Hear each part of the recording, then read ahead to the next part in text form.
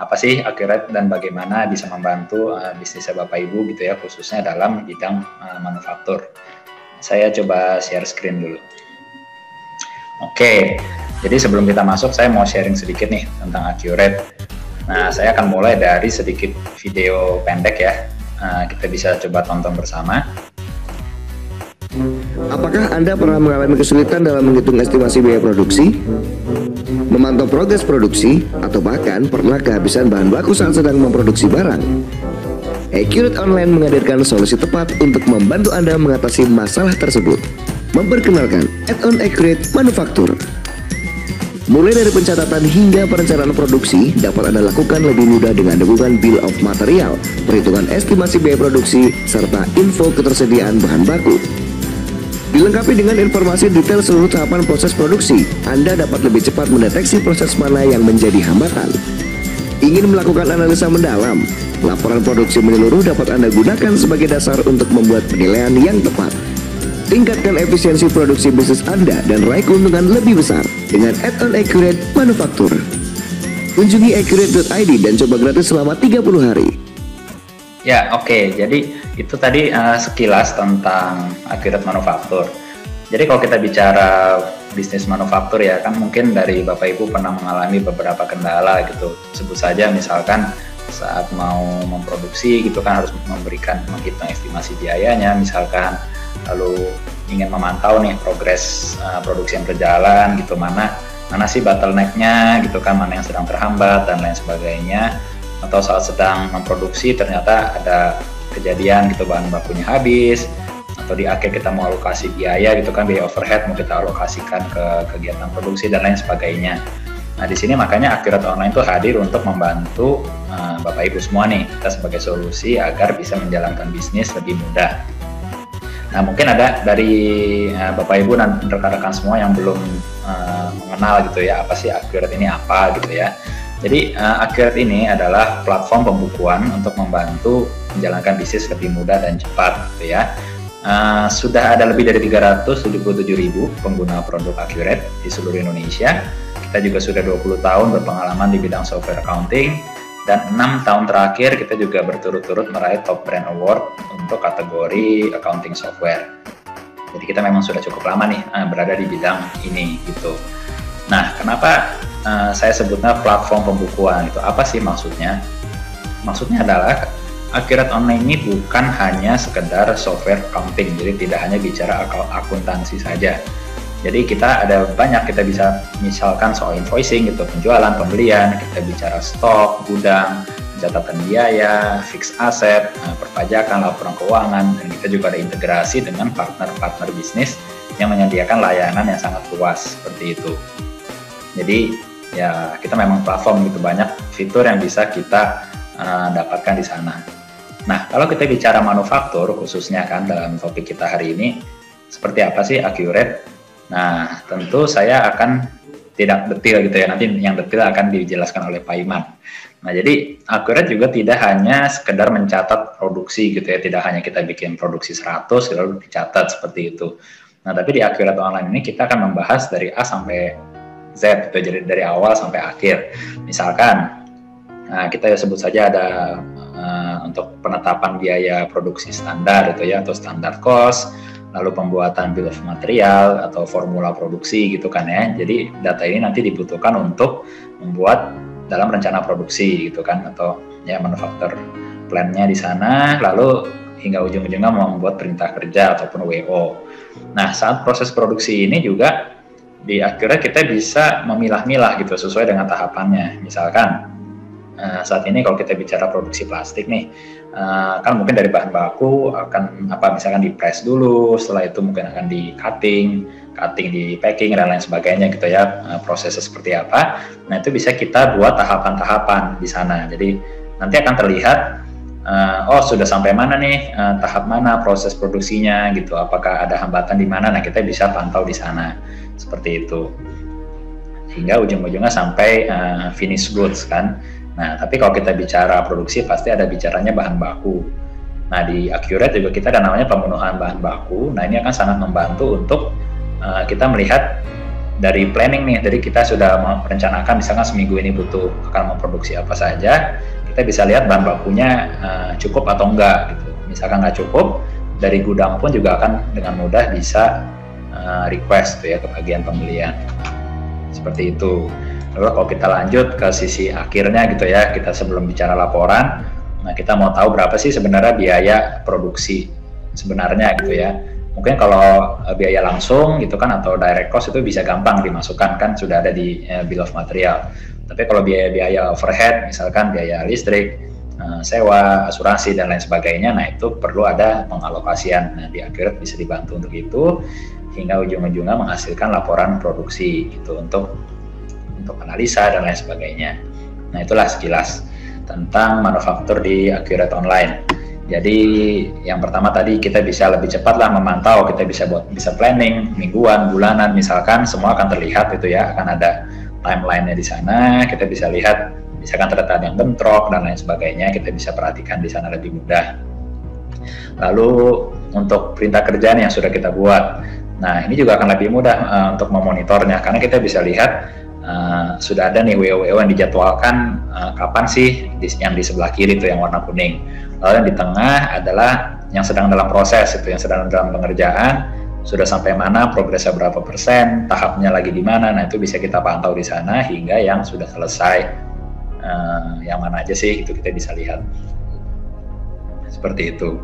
Lalu kalau tadi kita bicara alokasi ya, tadi sudah saya sempat jelaskan sekilas ya. Jadi untuk menghitung COGM gitu ya, atau cost of goods manufacture, nah kita perlu salah satunya melakukan yaitu mengalokasikan biaya biar lebih detail gitu ya. Jadi tidak misalkan biaya sewa gedung gitu, sewa pabrik misalkan kita alokasikan hanya ke satu proses produksi saja, padahal kan mungkin dalam sebulan itu banyak ya.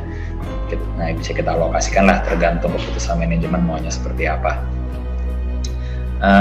Lalu terakhir laporan. Nah ini pastinya penting banget karena laporan produksi ini semua bisa dilihat kapanpun dibutuhkan gitu ya, tidak perlu menunggu harus direkap dulu, harus akhir bulan, itu semua mau kapanpun Bapak Ibu mau cari, mau lihat itu bisa gitu ya. Misalkan laporan formula produksi, laporan pengambilan bahan baku gitu, kemarin diambil berapa, itu semua bisa. Nah, tapi tidak hanya berhenti di situ, ini juga Accurate akan membantu untuk misalkan dari sebagai owner ataupun bagian accounting gitu, karena kita ada lebih dari 200 laporan ya untuk membantu memahami kondisi bisnis itu kan, laporan laba rugi, neraca dan lain sebagainya. Itu semua bisa dilihat seperti itu. Nah, kalau di luar manufaktur nih ya, kalau kita bicara dari sisi tim accountingnya, ini juga akan sangat mudah karena ya cukup transaksi seperti biasa saja, Accurate akan mengerjakan sisanya gitu ya. Jadi kerjaan yang selama ini kita kerjakan secara manual, ya 80% lebih itu sudah akan dihandle sama Accurate gitu. Jadi akan sangat menghemat waktu dan tenaga dari timnya Bapak Ibu semua, seperti itu. Lalu ya, dan masih banyak lagi fitur-fitur yang ada di Accurate, tinggal disesuaikan lah kebutuhan Bapak dan Ibu seperti apa, bisnisnya, proses bisnisnya seperti apa. Nah itu bisa disesuaikan lah dengan fitur-fitur yang ada di Accurate. Nah tapi kalaupun dari Bapak Ibu merasa fiturnya masih kurang nih, nah jangan khawatir karena kita ada integrasi juga dengan aplikasi pihak ketiga gitu ya. Jadi misalkan sebut saja kita ada aplikasi kasir gitu kan, ada dengan bank, ada dengan aplikasi pajak dari Ditjen Pajak, aplikasi omnichannel dan lain sebagainya. Jadi fiturnya ya tanpa batas sebenarnya. Selama itu bisa diintegrasikan ya akan bisa digunakan di Accurate Online, kurang lebih seperti itu. Nah, siapa saja sih yang sudah menggunakan Accurate itu kan? Meskipun kembali topik kita manufaktur, tapi sebenarnya Accurate Online ini tidak hanya bisa digunakan oleh manufaktur tentunya, karena kita bisa digunakan oleh usaha dagang, usaha jasa, lalu dengan atau usaha F&B, dan ya tentunya usaha produksi ataupun manufaktur, seperti itu. Jadi sangat luas lah penggunaan Accurate Online ini, jadi tidak terpaku pada bisnis tertentu.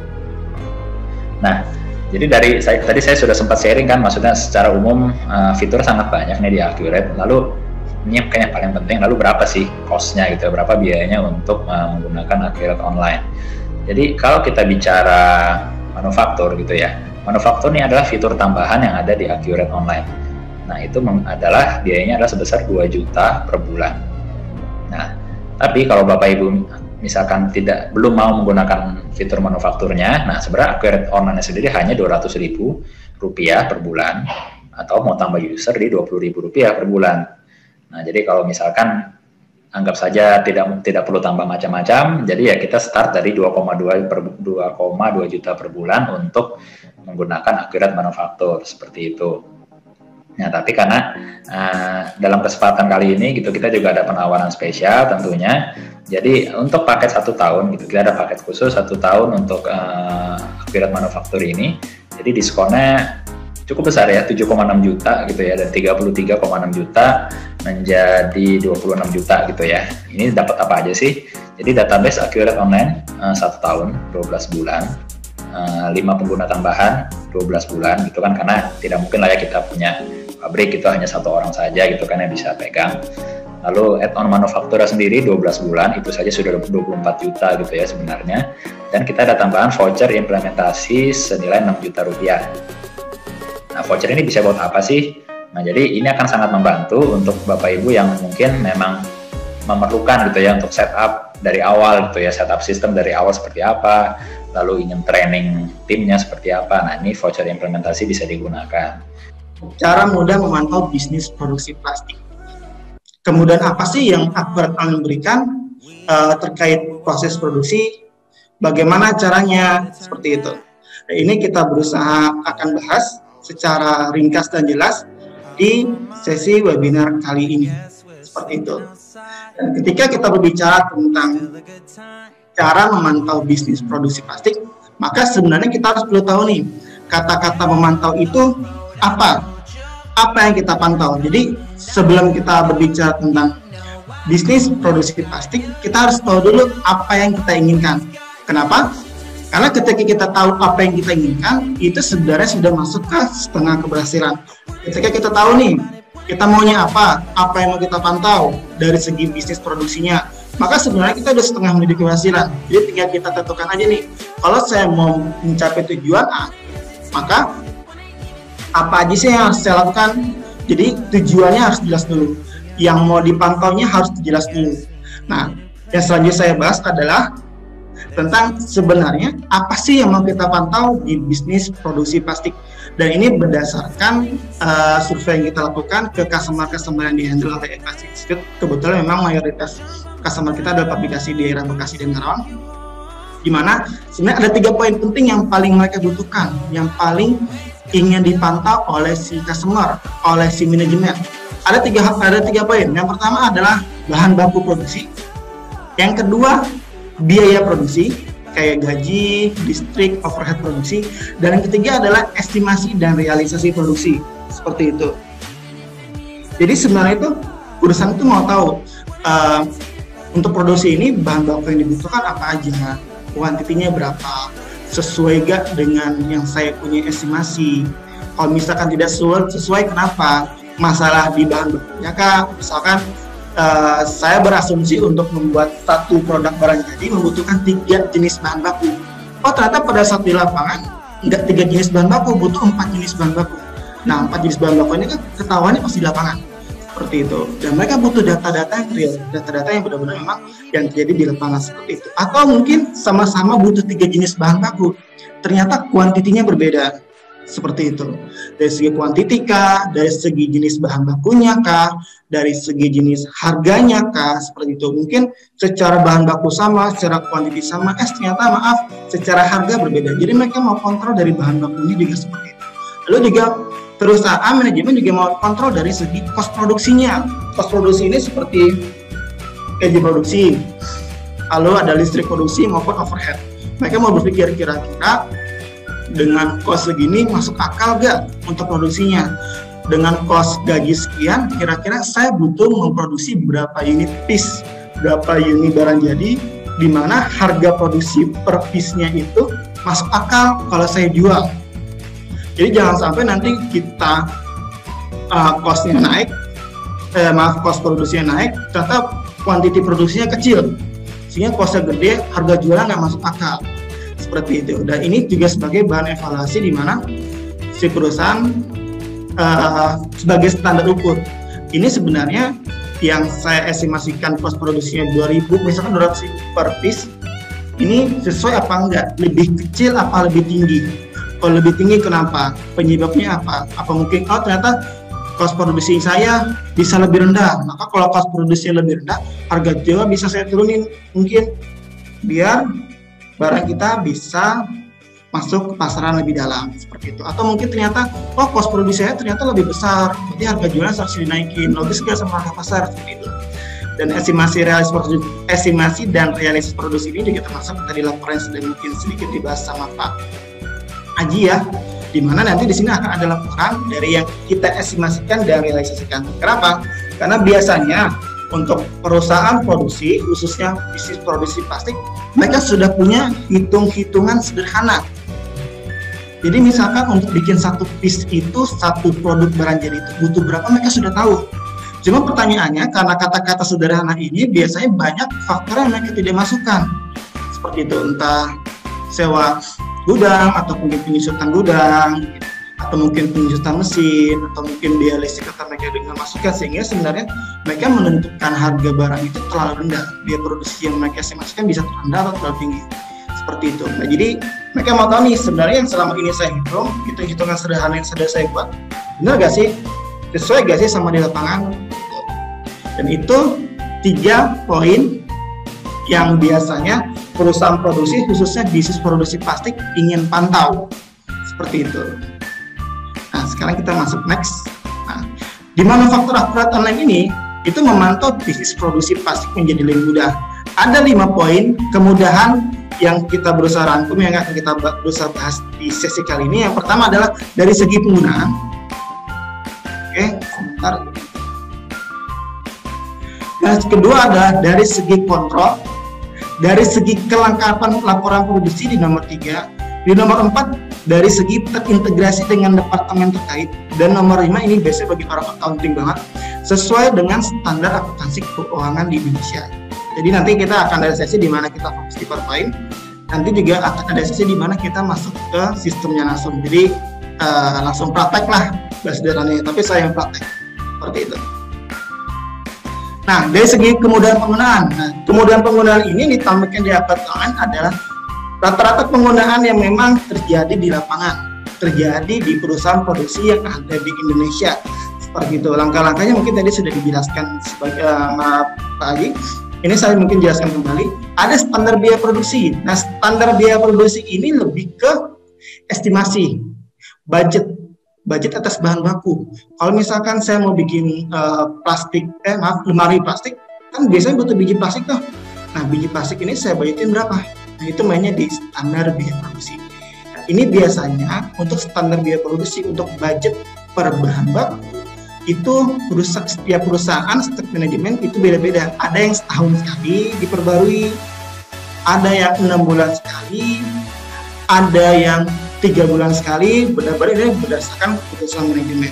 Biasanya sih setahun sekali, atau juga kadang bisa 6 bulan sekali, tergantung ternyata tiba-tiba harga pasarnya fluktuatifnya tinggi banget nih, karena pasti kemarin kan sempat fluktuatif tinggi. Biasanya mereka ada penyesuaian langsung dari segi standar biaya produksi atau budget di bahan baku maupun cost produksi. Kedua ada formula produksi. Nah, formula produksi ini lebih ke resep. Untuk saya membuat satu lemari plastik, itu butuh bahan baku apa aja, kuantitinya berapa, biayanya kira-kira berapa, untuk biaya dari segi gajinya atau listriknya itu kira-kira berapa untuk bikin satu barang jadi. Ini resepnya, dan ini hampir di setiap perusahaan produksi dia ada seperti itu. Jadi bahasa sederhananya ini adalah landasan kita untuk membuat satu barang jadi. Kalau misalkan ternyata pas direalisasi berbeda gimana, nanti akan ada laporannya. Dan ketika sudah ada laporannya, tinggal kebijakan manajemen. Ini perbedaannya karena memang human error kah? Atau memang tiba-tiba ternyata lagi banyak produksi kah, jadi biayanya naik, meningkat, seperti itu. Atau memang dari kesalahan kita dalam estimasi, biasanya bisa berefleksi formula atau sebagai berefleksi produksi. Lalu ada step selanjutnya, ada rencana produksi. Nah, ini rencana produksi ini biasanya perusahaan produksi plastik ini mereka sudah punya rencana. dalam 1 bulan ke depan, bulan Mei kah, bulan Juni kah, bulan Juli, mereka sudah punya rencana bulan itu saya mau produksi apa aja, barang apa aja, kuantitinya berapa, seperti itu.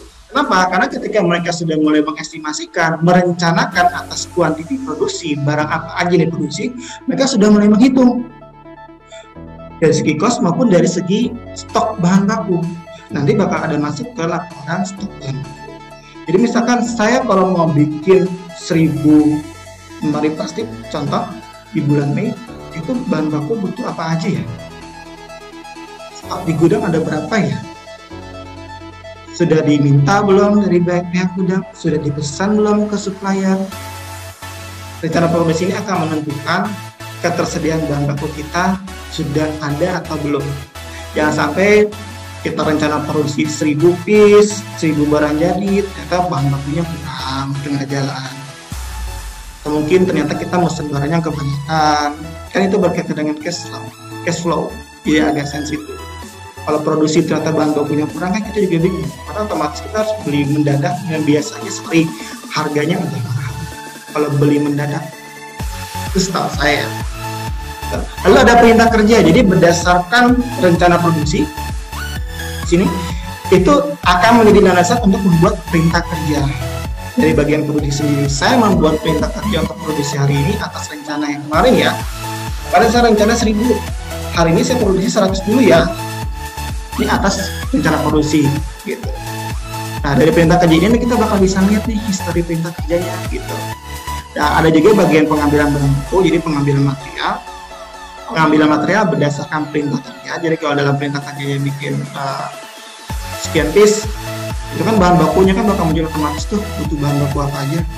Pengambilan bahan bakunya berdasarkan perintah kerja yang sudah dibuat. Gitu. Lalu ada tahapan proses.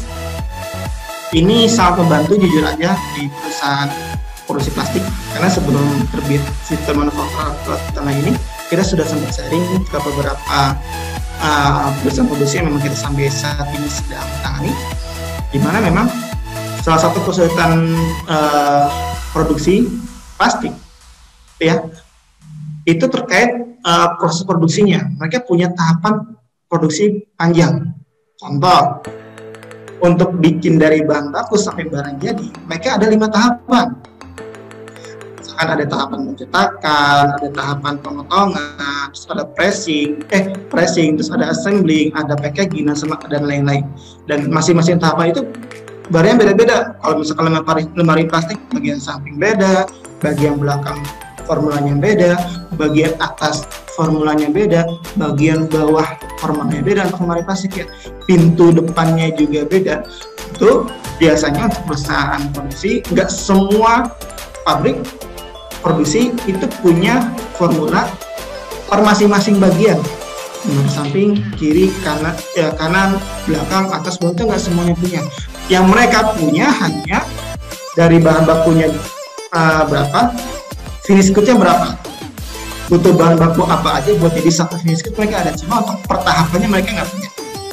Tapi mereka tetap mau kontrol. Nah, ini adalah salah satu fitur yang sangat butuh. Kenapa? Karena dari sini mereka bisa memantau setiap tahapan, tapi di mana mereka nggak perlu input formula kerja.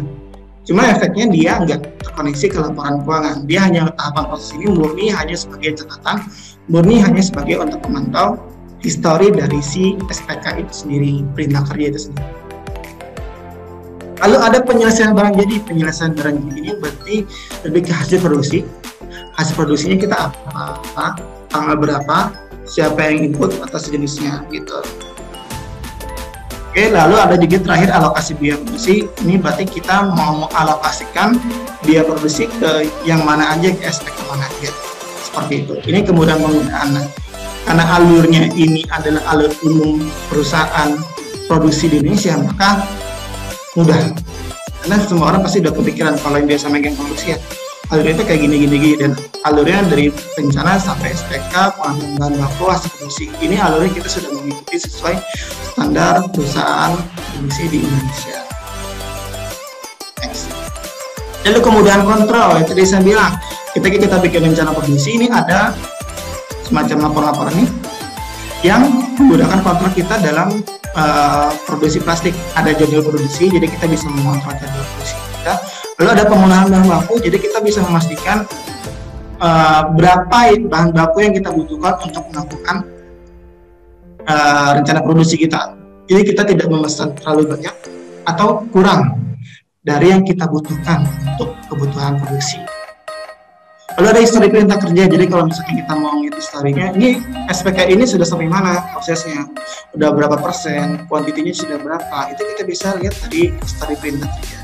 Dan monitor perintah kerja juga seperti itu. Cuma histori perintah kerja dia lebih detail. Nanti kita akan lihat langsung. Oke. Lalu untuk laporan, kelengkapan laporan produksi, khusus untuk laporan produksi itu ada kurang lebih 16 laporan, dan ini masih bisa ditambahkan dari tim. Jadi selama ini kalau misalkan dari customer, dari user ada saran mengenai laporan online khususnya laporan produksi, itu bisa ditampung sama tim, lalu dicoba masuk akal nggak kalau dari sistemnya. Masuk akal, nah biasanya didevelop dulu baru diterbitkan laporan baru di kulit online khususnya manufaktur. Jadi laporan ini pasti akan berkembang, pasti akan bertambah berdasarkan saran. Jadi saran saya untuk para pengguna, para user, kalau misalkan nanti suatu saat kalau misalkan hari ini langsung pakai nih, sudah coba, wah Pak ini kurang laporan ini Pak, kalau laporan ini tuh seharusnya lebih bagus nih laporan online nih, lebih mendukung, misalnya alasan gini, kita sarankan aja nggak apa-apa, karena kami sangat menyambut atas semua saran yang membangun seperti itu. Dan ada 16 laporan tadi, saya ringkas jadi hanya 4 laporan saja. Ada laporan pemakaian bahan baku, laporan penyelesaian barang jadi, laporan rencana produksi, ada laporan estimasi dan realisasi produksi. Jadi ada 4 laporan utama yang biasanya dipakai. Walaupun sebenarnya ada kurang lebih 16 laporan. Kita lanjut. Lalu terintegrasi dengan departemen terkait. Gitu. Jadi ketika Pak berbicara dengan produksi, itu nanti akan otomatisasi masuk ke purchasing, ke logistik, dan laporan keuangan financial statement. Ini typo. Ke purchasing kayak gimana? Jadi kalau misalkan ternyata kita tahu nih, kita butuh bahan bakunya A, B, C, dan D, itu kita nggak perlu input ulang lagi. Bikin PO ngitung ulang, tadi butuh bahan bakunya apa aja ya? Saya lupa, catat dulu di kertas. Bikin PO manual, lihat yang udah ada laporannya, nggak perlu. Dari situ nanti bakal ada kayak jalur pintas di mana butuh bahan bakunya apa aja, tinggal kita klik saja, itu bakal bisa terkoneksi ke PO. Tinggal kita pilih aja mau dipesan ke siapa suppliernya. Jadi nggak perlu lagi ngutak-atik manual lagi, nyatet ulang gitu. Kita ngitung di Excel, ini kita butuh bahan bakunya sekian, udah ketahuan butuh bahan bakunya sekian, kita bikin PO, ulang lagi gitu. Kalau bahan bakunya 10 nggak apa-apa, kalau ratusan atau ribuan kan pusing juga.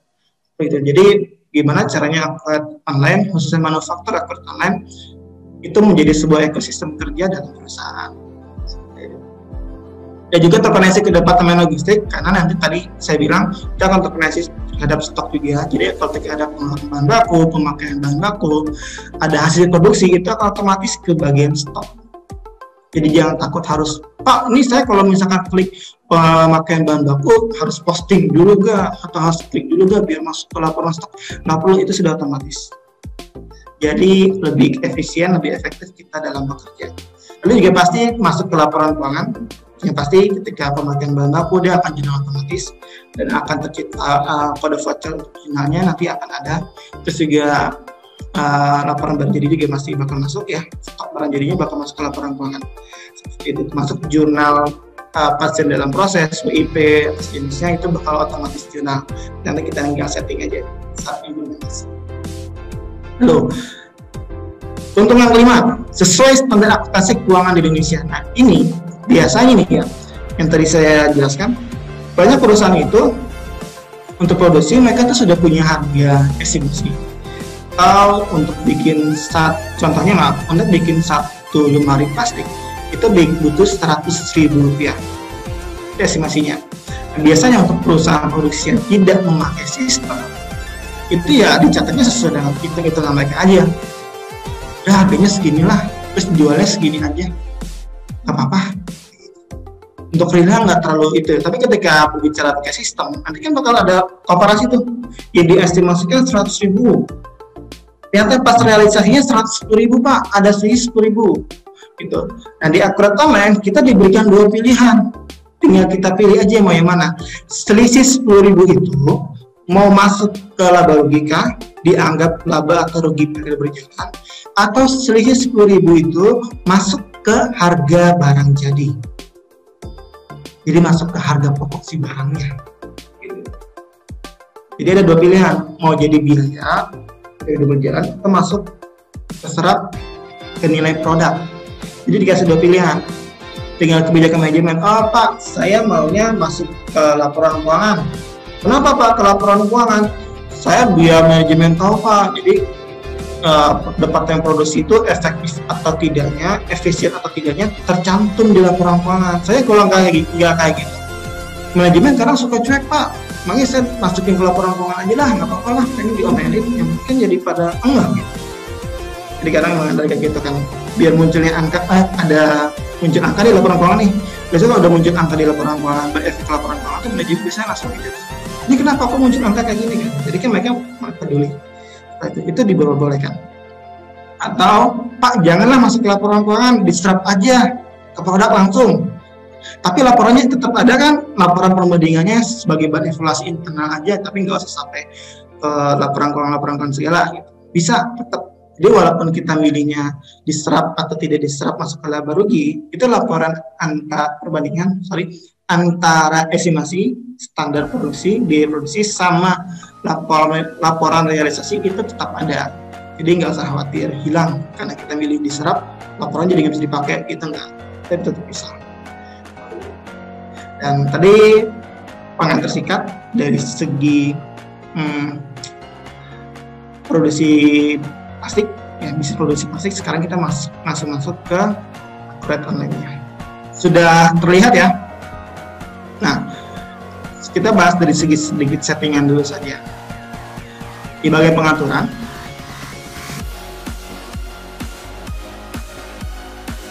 nah di sini ada bagian untuk settingan khusus fitur manufaktur Akurat Online seperti itu. Yang di bagian paling bawah ini yang paling penting. Kita mau selisih yang tadi itu masuk ke biaya varian skala rugi atau diserap ke produk. Ini kita tinggal pilih. Kalau kita alokasikan biaya varian atau selisih produksi ke produk, itu kita centang. Tapi kalau nggak dicentang, berarti dia masuk ke laba rugi. Seperti itu.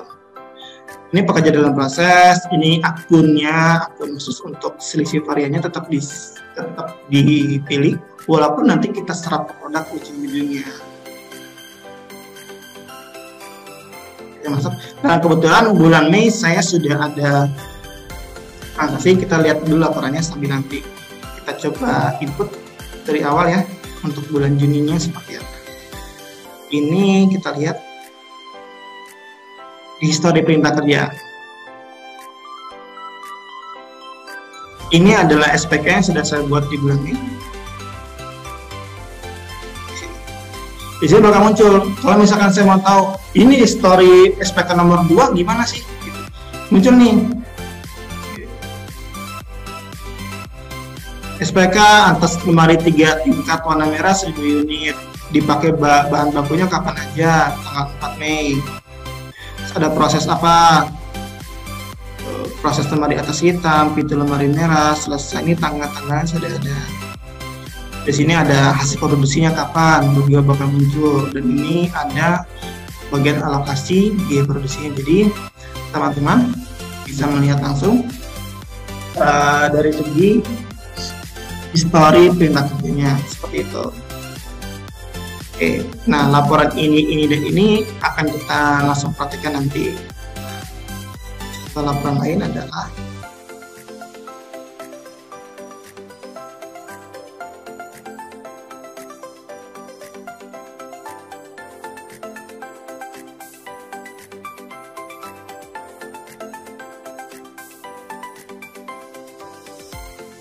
ini adalah salah satu contoh laporan perintah kerja di bulan Mei, di mana sini bisa kelihatan kuantitas yang kita estimasikan yang berdasarkan formula atau SPK, berdasarkan kuantitas real pengambilan bahan baku.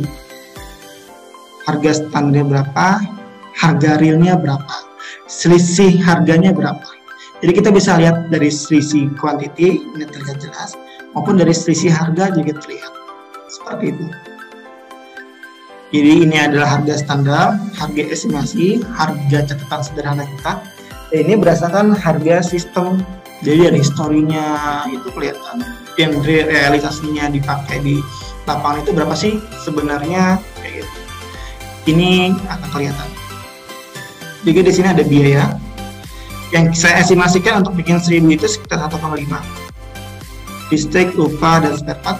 Lalu ternyata realisasinya ternyata penyusutannya nggak 1,5, 2 juta ternyata. Maka ada selisih sekian. Seperti itu. Nah, kita bisa lihat di sini. Estimasinya saya adalah untuk bikin 1000 lemari itu butuh sekira-kira 313 juta. Dan ternyata realisasinya itu membutuhkan sekitar 323 juta untuk bikin 1000 piece. Jadi ada selisih harga produksinya. Karena diserap ke produk, maka dia masuk ke nilai barang jadi. Jadi kalau teman-teman kita lihat di sini, laporan neracanya.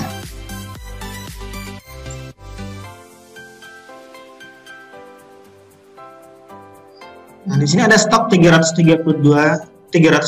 juta karena berdasarkan nilai realisasi. Seperti itu. Dari laporan laba rugi pun dia tidak ada variansnya.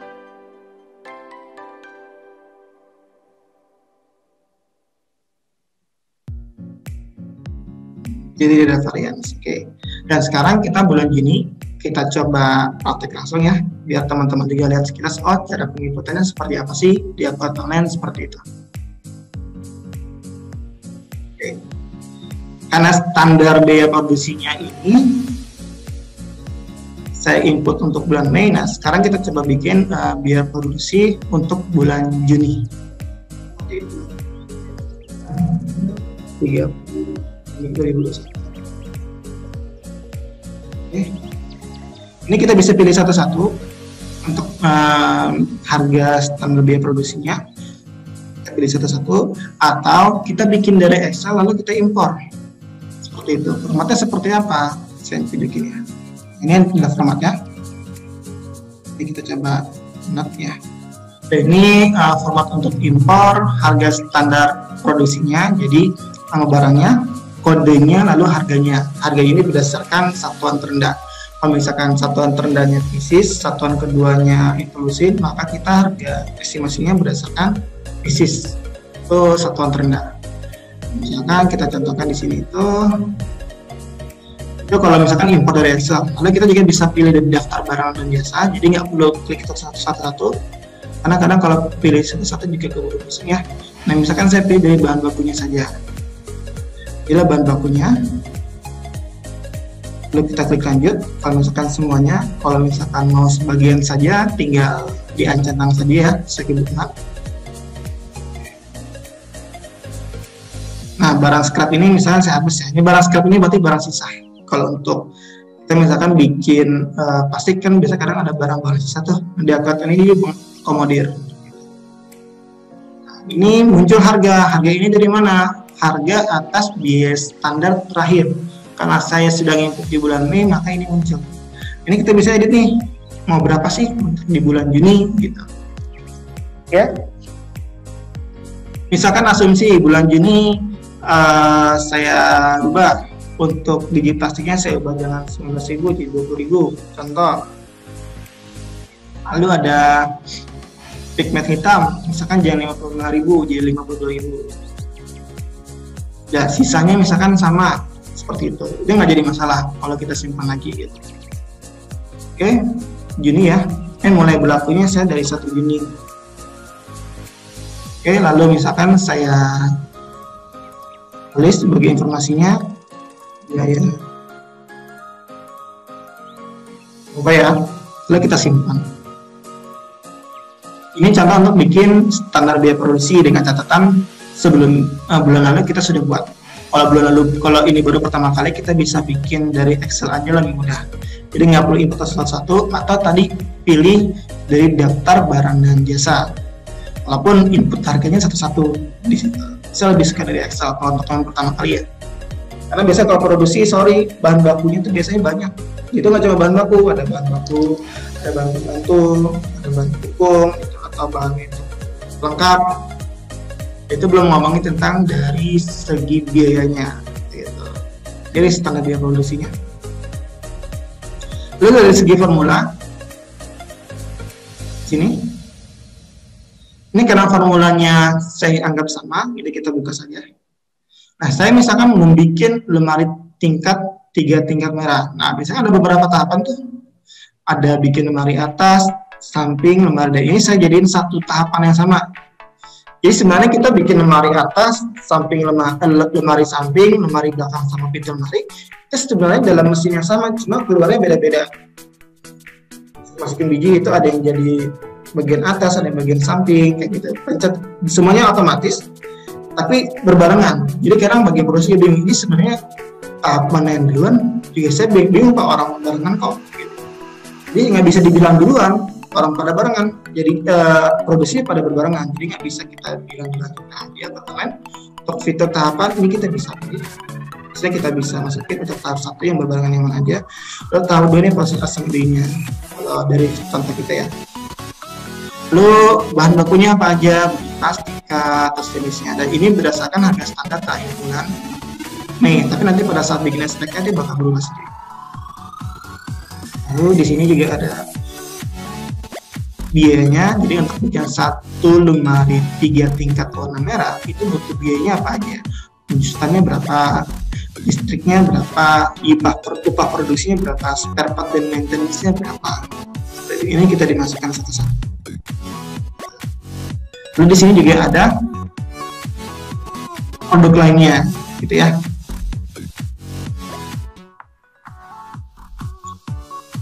Nah, produk lain ini lebih ke scrap. Jadi karena kalau di perusahaan plastik itu yang saya bilang, saya kalau bikin lemari, emang itu finish kit utamanya Pak, tapi kadang dapat kayak perseresan gitu ya, serpihan plastik, scrap, dan itu bisa kita olah lagi.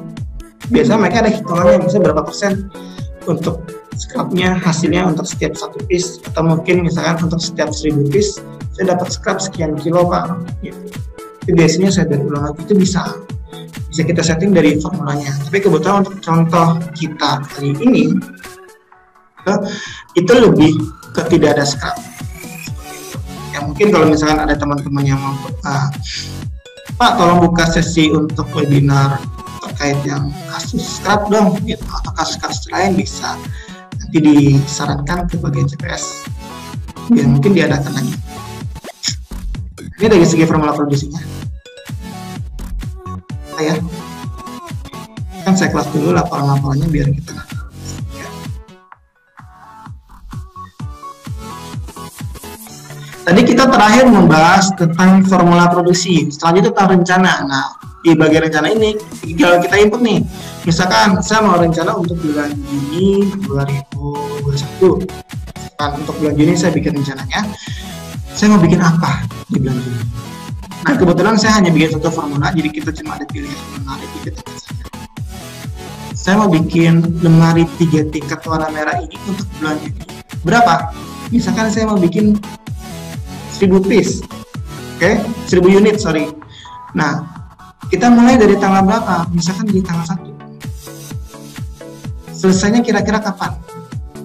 Oh, misalkan ini kan cuma sampai tanggal 8 ya. Misalkan saya hanya buat 500 aja lah. 500 dari tanggal 1 sampai tanggal 8 hari ini. Kalau misalkan ada barang lain, karena kan biasanya produksi nggak mungkin satu jenis barang ya, biasanya jenis barangnya banyak. Ini tinggal kita input lagi nih, sama kayak tadi caranya. Statusnya dijadwalkan karena kita baru tahap dijadwalkan dan progresnya masih 0% karena hanya masuk tahap perencanaan, belum ke tahap realisasi atau penjualan SPK. Seperti itu. Nanti tinggal kita isi di sini nih keterangannya apa untuk keterangan tambahan seperti itu. Oke, kita simpan. Di bagian manufaktur tadi kan kita sudah bikin rencana. Nah, kita bisa lihat di sini di jadwal produksi. Oh, bulan Juni kita sudah ada rencana nih. Tinggal diklik aja. Oh, kita mau bikin lemari 3 tingkat, kuantitasnya 500 unit, jadwal produksinya dari 1 sampai 8 Juni. Misalkan dari sini, oh ini belum dilakuin, berarti tinggal klik buat perintah kerja, itu tinggal diklik saja seperti itu. Ini dari segi laporan jadwal produksinya. Lalu ada 3 laporan yang berkaitan dengan rencana produksi itu di bagian pemenuhan bahan baku. Nah, di sini ada muncul rencana produksi untuk bulan Juni, tanggal pengajuan 1 Juni terambil 6%, tersedia 6%. Nah, ketika kita klik ininya, bakal muncul yang kita butuhkan untuk memproduksi 500 unit lemari tingkat. Itu butuh apa aja? 3.100 biji plastik, packing pewarna 900, 300, kunci lemari sekian, kaki lemari sekian, baut sekian, dan kawan-kawan. Terambil ini berarti sudah dipakai untuk produksi berapa atas rencana ini. Jadi kalau misalkan dibutuhkannya sekian, sudah diambilnya sekian, ya bakal muncul di bagian diperlukan gitu. Dibutuhkan 3.100, tapi sudah dipakai Pak 500 nih untuk produksinya, berarti sisanya tinggal berapa? 2.500. Stok di gudang berapa? Yang diminta berapa? Yang diminta itu berarti diminta dari bagian gudang ke bagian pembelian. Lalu yang sudah dipesan ke supplier berapa? Jadi kita bisa pastikan tidak ada barang yang dipesan ke vendor itu berlebih atau kekurangan, kurang atas rencana produksi yang sudah kita buat. Karena ini tadi bilang, kalau kita sudah tahu nih, untuk bulan Juni saya butuh produksinya sekian, kuantitinya, saya butuh bahan bakunya sekian. Biasanya kalau sudah mulai ketahuan itu bagian purchasing itu biasanya langsung mikir, saya kalau butuhnya sekian, bisa seharusnya bisa dapat harga lebih murah, kayak gitu. Kalau butuhnya sekian, harga mungkin nggak bisa lebih murah, tapi temponya bisa saya agak panjangin nih, kan kita maksudnya banyak gitu. Dan ini bersifat karena rencana sesuai dengan yang kita input, bersifat kemungkinan besar 100% akan terjadi karena kan sesuai dengan rencana kerja kita, kayak gitu. Jadi menghemat ketika kita sudah membuat formula, kita membuat rencana kerja, kita sudah tahu bahan baku yang dibutuhkan berapa masing-masing untuk rencana produksi kita di bulan Juni, asumsi kita bisa melakukan negosiasi bagian purchasing, bisa lebih efisien. Mereka nggak perlu lagi tuh kira-kira butuhnya berapa ya, hitung lagi sendiri terus negosiasi lagi kayak gitu. Ini sudah kelihatan datanya jelas, jadi mereka tinggal fokus ke negosiasi ke si vendor. Bisa gak sih dapat harga nego, harga diskon, bisa gak sih temponya diperpanjang, kan berkaitan dengan cash flow. Oke, dan misalkan nih kita tahu nih ini butuh dipesan berapa gitu ya. Ini yang sudah dibuat pesanan. Oke, misalkan saya klik pesan barang ya.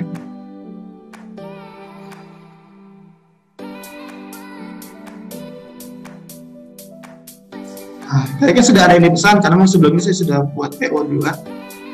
Nah, ada 5 barang yang perlu kita pesan. Nah, 5 barang ini mau kita bikin permintaan barang atau mau kita buatkan PO. Misalkan PO-nya dibagi-bagi, bisa. Misalkan saya kalau beli kunci sama kaki lemari ke supplier lain, bisa. Berarti tinggal kita centang aja yang 2, lo pilih suppliernya siapa. Kebetulan ini supplier cuma ada saya edit dulu sebentar. Kemasannya misalkan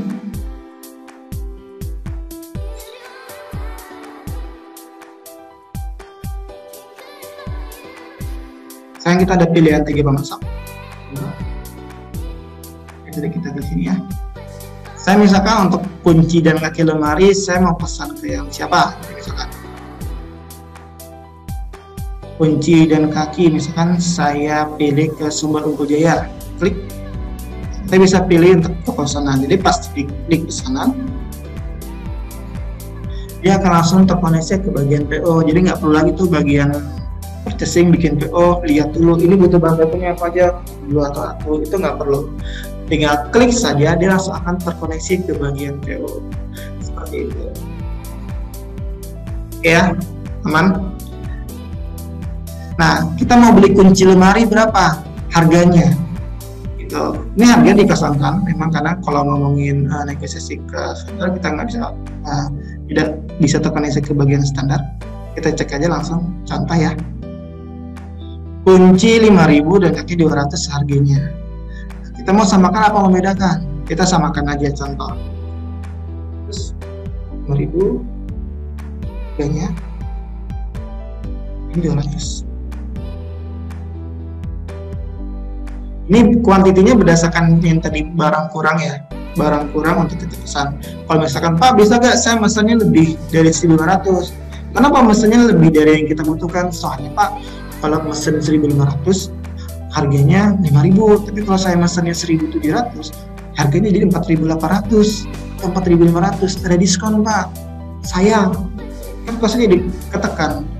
Terus selisihnya kayak gimana? Selisihnya kan kita bisa pakai buat bulan depan. Toh kunci lemari bukan barang yang cepat rusak kata sejenisnya, dan cash flow kita masih gede. Itu bisa jadi pertimbangan. Jadi angka ini bukan menjadi sebuah kepastian di mana si perusahaan harus memesan sekuantiti itu sesuai dengan yang ditampilkan oleh sistem. Ini hanya sebagai landasan, sebagai dasar pijakan kita. Kalau untuk produksi itu bahan bakunya kurang. Kurangnya berapa? Ini loh angkanya. Gitu. Tidak jadi kewajiban. Tetap kembali ke kebijakan manajemen, maunya mesen berapa. Kalau misalkan tetap butuhnya 1.500, mau mesennya 500 dulu, karena dari segi kebijakannya, dari segi Pak masih belum hasil, nah kan ini masih awal bulan sedikit dulu, itu nggak apa-apa, nggak jadi masalah. Nanti bakal di sistem pun bakal otomatis terupdate. Misalkan contoh, saya mesennya nggak 1.500 nih, saya mesennya hanya 500 misalkan ya. Lanjut. Lalu silap bilang, sekarang saya simpan.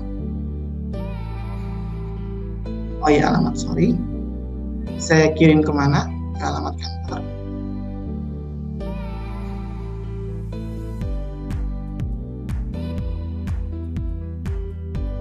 Kalau kayak gitu, sorry ya. Biasanya kalau kayak gini tuh, kalau muncul error kayak tadi, itu masalahnya jaringan. Jadi harus di-refresh dulu. Kalau muncul kayak gitu berarti jaringan saya lagi nggak stabil. Mungkin teman-teman yang sekarang lagi pakai Diam Atas Indonesia lagi pada pusing karena masih jaringan. Kan, ini penggunaan bahan baku ya. Saya klik pesan barang.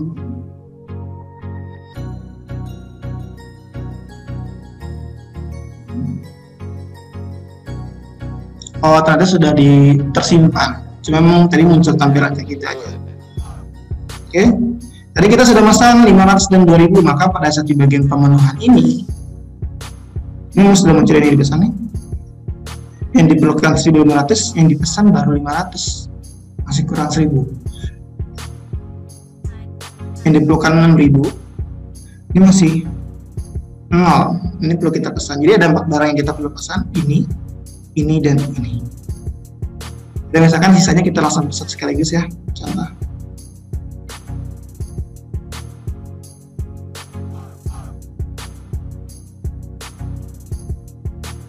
Jadi kunci lemari berapa harganya? 5.000 harganya.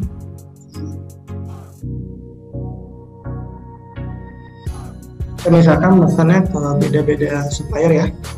Lalu baut 100 ya. Plastik 200 rupiah.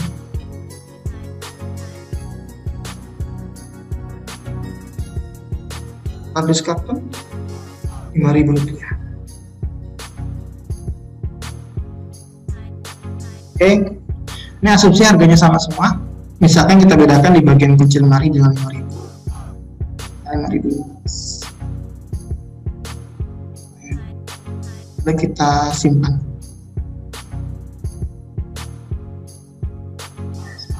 Alamatnya lupa ngurus saya. Oke, sudah berhasil.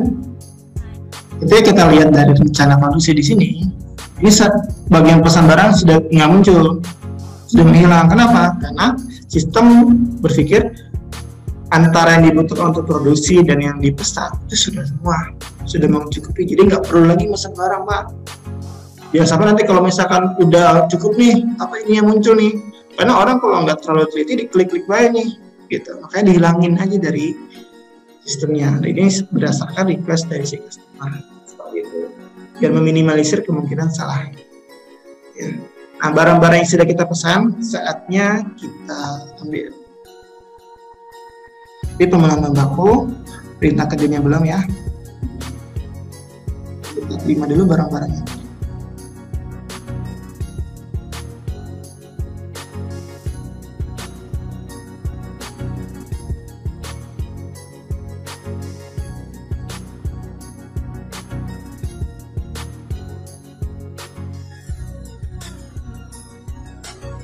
simpan.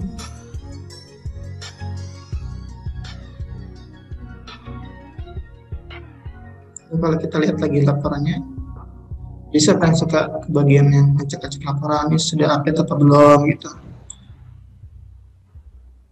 Ini udah di refresh. Ini sudah tersedia. Jadi ketika stoknya sudah tersedia di gudang, ini bakal muncul dan yang dipesan juga nol. Jadi sudah nggak ada lagi yang barang yang dipesan statusnya. Terus selanjutnya kita input lagi.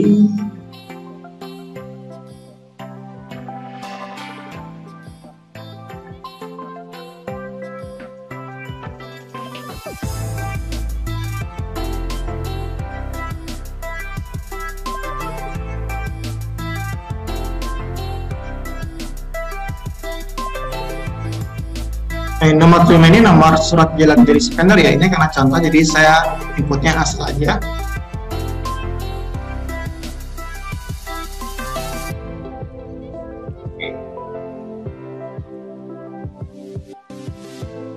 Ini masih muncul nih, tersedianya jadi sudah 100% berdasarkan stok yang ada di gudang, tapi terambilnya masih 0 kayak gitu, kita mau dipakai.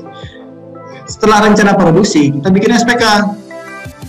Nah, SPK-nya berdasarkan apa? Rencana produksi yang sudah kita buat untuk bulan Juni. Ini kita bikin 500 unit. Nah, SPK-nya mau kita bikin berapa? Mau bikin parsial kah? Kita mau bikin sekaligus, itu nggak jadi masalah. Kalau mau bikin parsial, misalkan saya minggu ini mau 100 dulu, Pak, ini tinggal 100. Pak, saya mau langsung semuanya aja, Pak, biar cepat, biar gampang. Bisa, mau harian juga bisa, itu tergantung kebijakan kita ya. Misalkan di sini saya anggap SPK-nya saya langsung fullin 100% SPK. Di sini bakal muncul nih, biji plastiknya butuh berapa atas 500. Jadi kalau misalkan saya ganti 100, kuota ini dia bakal berubah. Dan kuota ini bisa kita edit ketika menerbitin SPK ya, karena kan juga beda-beda ya. Cuma harganya memang kita nggak bisa edit. Tetap 100. Lalu ini ada bagian biaya yang berkaitan yang sesuai dengan formula produksi kita. Huruf lainnya sama ini adalah info lainnya seperti itu. Atau misalkan SPK-nya tanggal ya 8 aja. Kita simpan. Oke. Maka di bagian monitor perintah kerja atau history perintah kerja ini bakal muncul nih SPK yang tadi kita buat. Mari dia tingkat 500 unit. Apa prosesnya apa aja? Ada assembly, ada pintu lemari merah, belakang lemari hitam, samping lemari hitam, lemari atas hitam. Ini langkah-langkahnya. Dan dibacanya dari bawah ke atas, beratas ke bawah, gitu. Jadi kan karena tahap satunya kan kita bikin lemari atas dulu, baru proses assembly kan terakhir. Tapi kalau di tampilan di uploadannya, di proses assembly itu tahapan terakhir, itu posisinya paling atas. Gitu. Oke, ini monitor perintah kerjanya. Lalu ada juga history perintah kerjanya yang kita pilih aja. Misalkan yang bulan Juni ya, ini akan update progress 0%. Kenapa? Karena kita baru bikin SPK doang. Tapi untuk tahapan-tahapannya, untuk pengambilan bahan bakunya, untuk hasil produksinya itu belum kita input. Nah, kita coba input sekarang. Perintah kerja sudah sekarang ke bagian pengambilan bahan baku. Pak, saya mau ambil barang, silakan. Atas SPK yang mana? Yang sudah kita buat 500 unit. Nah, ini kita nggak perlu klik atas satu nih. Right klik aja ambil berdasarkan yang kita sudah buat formulanya. Untuk 500 itu kan tadi kan bakal muncul tuh bahan baku yang dibutuhkan berapa apa aja. Tinggal klik aja ya bahan baku yang diambil. Ini bakal muncul bahan baku berdasarkan SPK. Gitu. Misalkan mau ambil sekaligus langsung atau sebagian parsial bisa. Yang penting sesuai dengan realisasi di lapangan. Kalau misalkan hari ini cuma ngambil 5 atau 4 jenis barang aja, inputnya segitu aja. Kenapa? Karena laporan ini bakal terkoneksi ke bagian gudang. Kalau kita inputnya maaf, Pak, saya inputnya sekaligus aja lah, biar gampang, biar inputnya sekali aja gitu ya. Tapi kan karena ini terkoneksi ke bagian gudang, nanti bagian gudangnya gitu kan, kok ini stok saya sudah 0, padahal tadi keluarnya cuma dikit, kenapa? Gitu. Oh ternyata bagian produksinya inputnya langsung sekaligus, ada miss gitu. Jadi yang diinput di pengambilan bahan baku ini adalah barang keluar atas produksi yang berdasarkan realisasi di lapangan. Nah, ini salah satu yang sering terjadi nih. Kan saya asumsi ngambilnya sebagian ya, 4 unit paling bawah enggak. Oke, lanjut. Terus saya misalkan klik simpan. Muncul nih. Nah, kita lihat jurnal yang mungkin teman-teman accounting penasaran. Jurnalnya kayak gimana, Pak?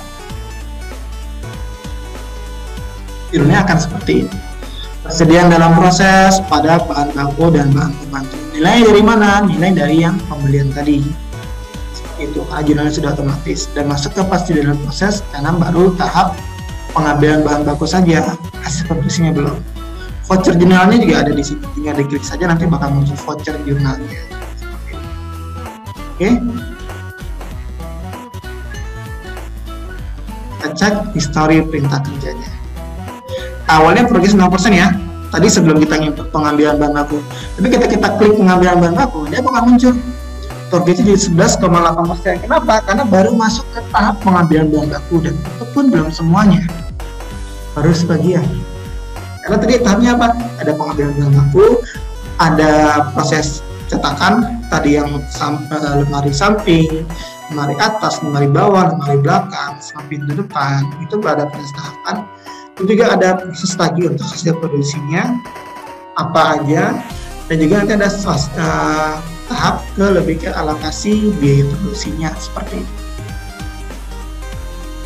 Oke, jadi pengambilan baku untuk sebagiannya. Nah, ini ada monitor perintah kerja. Ini kan awalnya segini,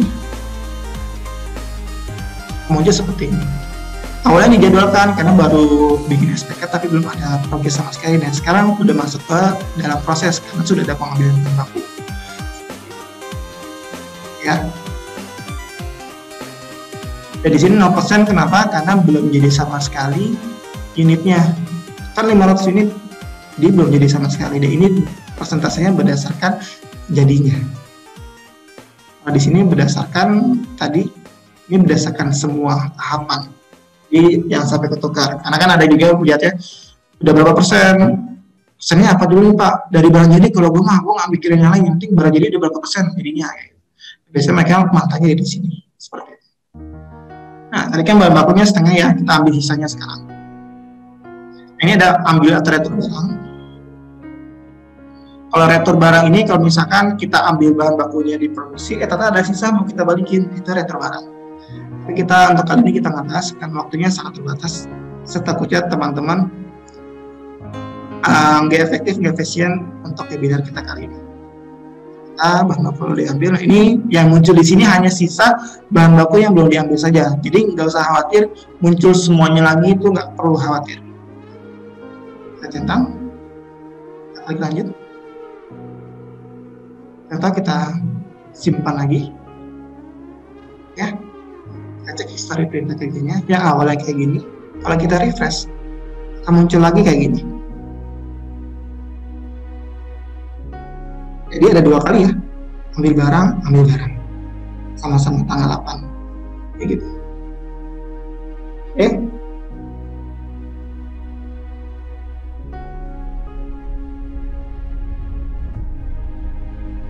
Mulai perintah kerjanya sudah mulai 30%.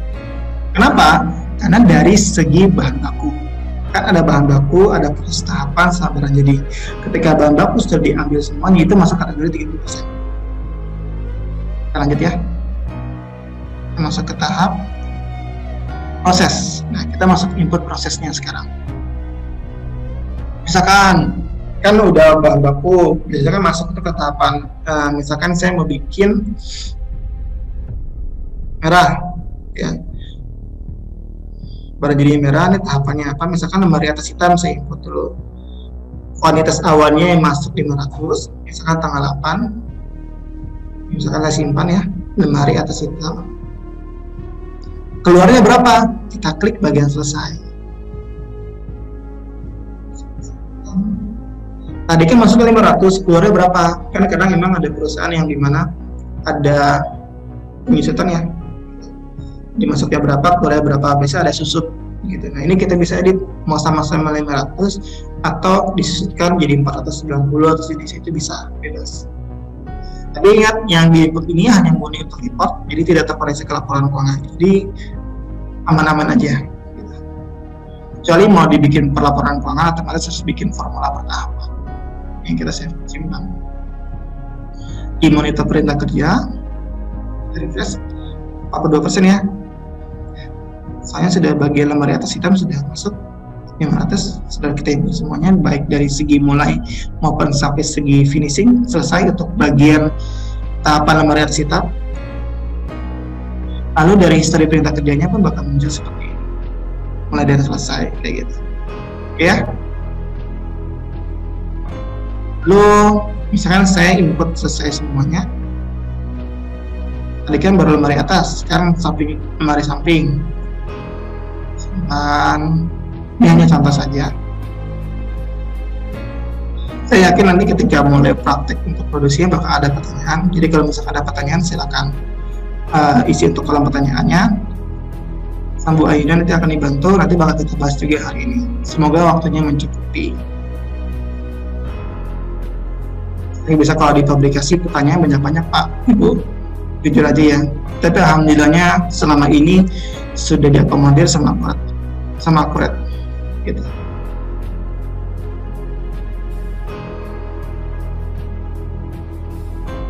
Tadi saya sudah sampai ke lemari apa tadi ya? Kita cek di historinya. Lemari atas udah, lemari samping udah, lemari belakang ya.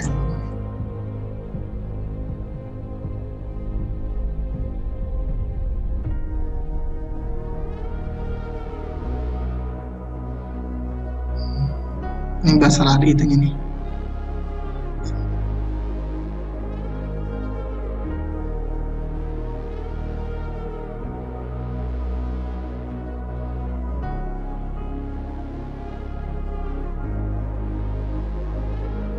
Oke. Setelah lemari belakang berarti lemari apa lagi?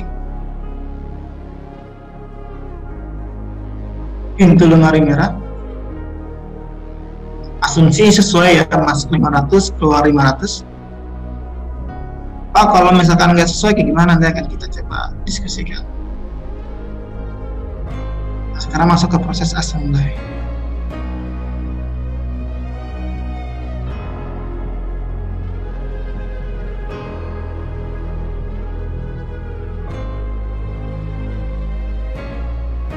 Sini bakal muncul semua nih, semua tahapan-tahapan yang sudah kita buat.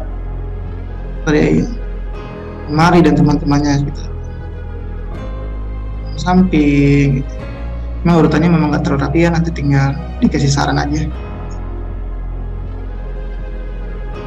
Ini urut namanya. Oke, setelah tahapan sudah kita input, kan kita input bagian hasil produksi seperti itu ya, penyelesaian barang jadi kalau di fiturnya ya, kita tinggal input aja.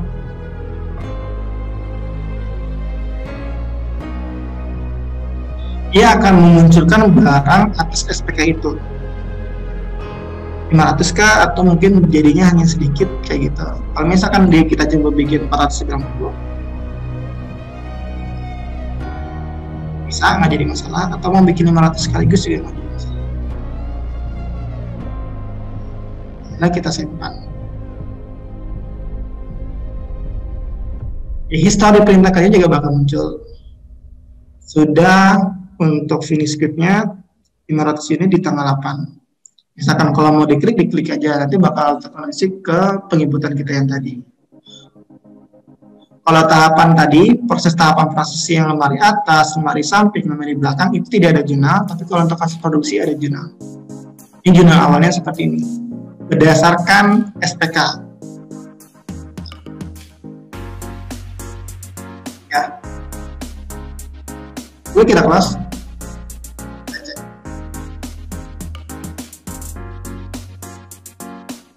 Saya cek laporannya langsung.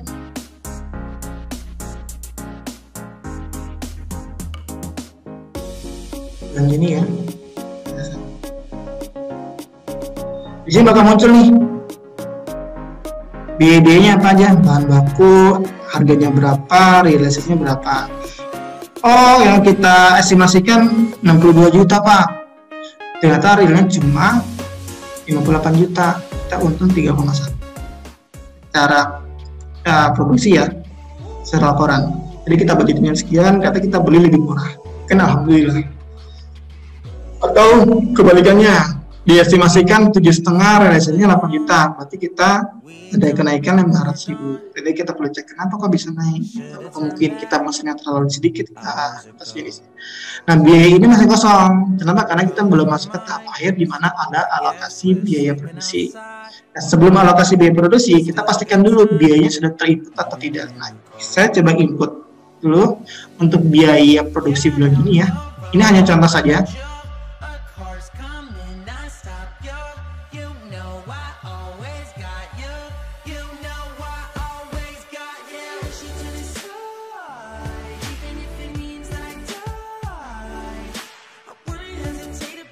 Dan ini biayanya saya samakan dengan bulan lalu. Karena memang kalau biaya produksi biasanya setiap bulan sama rutin, cuma kita main di itunya aja, di bagian kuantiti produksinya. Kalau kita produksinya banyak, harganya turun, harga produksinya. Kalau kita produksi sedikit ya harganya naik. Gitu. Asumsi karena kita ngomong biaya produksi, gaji dan teman-teman nggak mungkin berkurang. Setelah ada pengurangan karyawan atau sejenisnya. Nah, kita contoh, misalkan tanggal 8 Juni saya jumlahnya saya simak. Dan saya masuk ke bagian alokasi biaya produksi bulan ini ya. Nah, ini adalah nominal yang tadi saya sudah input. Semuanya mau dialokasikan atau cuma sebagian aja, itu bebas, kebijakan kita. Misalkan saya mau semuanya saya alokasikan untuk SPK yang tadi saya sudah buat. Ini nomor SPK-nya. Itu serap semua. Lalu saya simpan.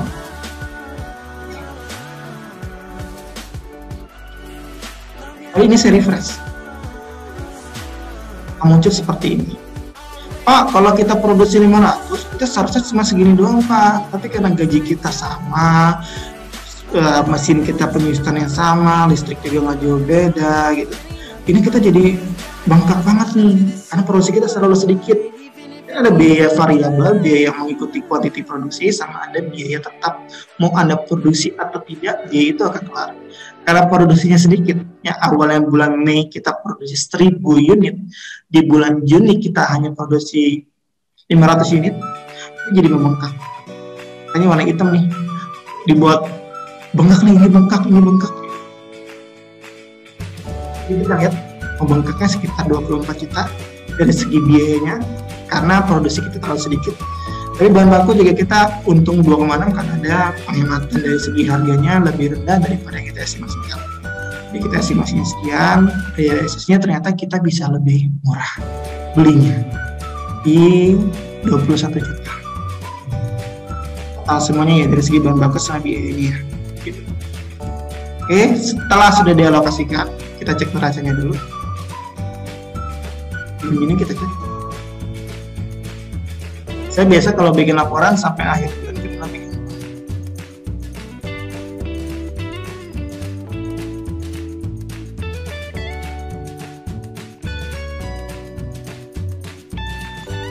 Oke, dia kan muncul proses nih 21.618.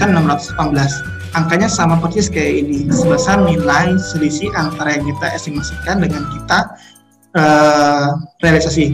Nah, karena kita milihnya di serap produk, gimana caranya angka 21 juta ini larinya ke persediaan barang jadi? Karena kan di serap produk, nggak mungkin digantung di situ kan, secara accounting. Maka kita lakukan proses akhir bulan untuk bulan Juni.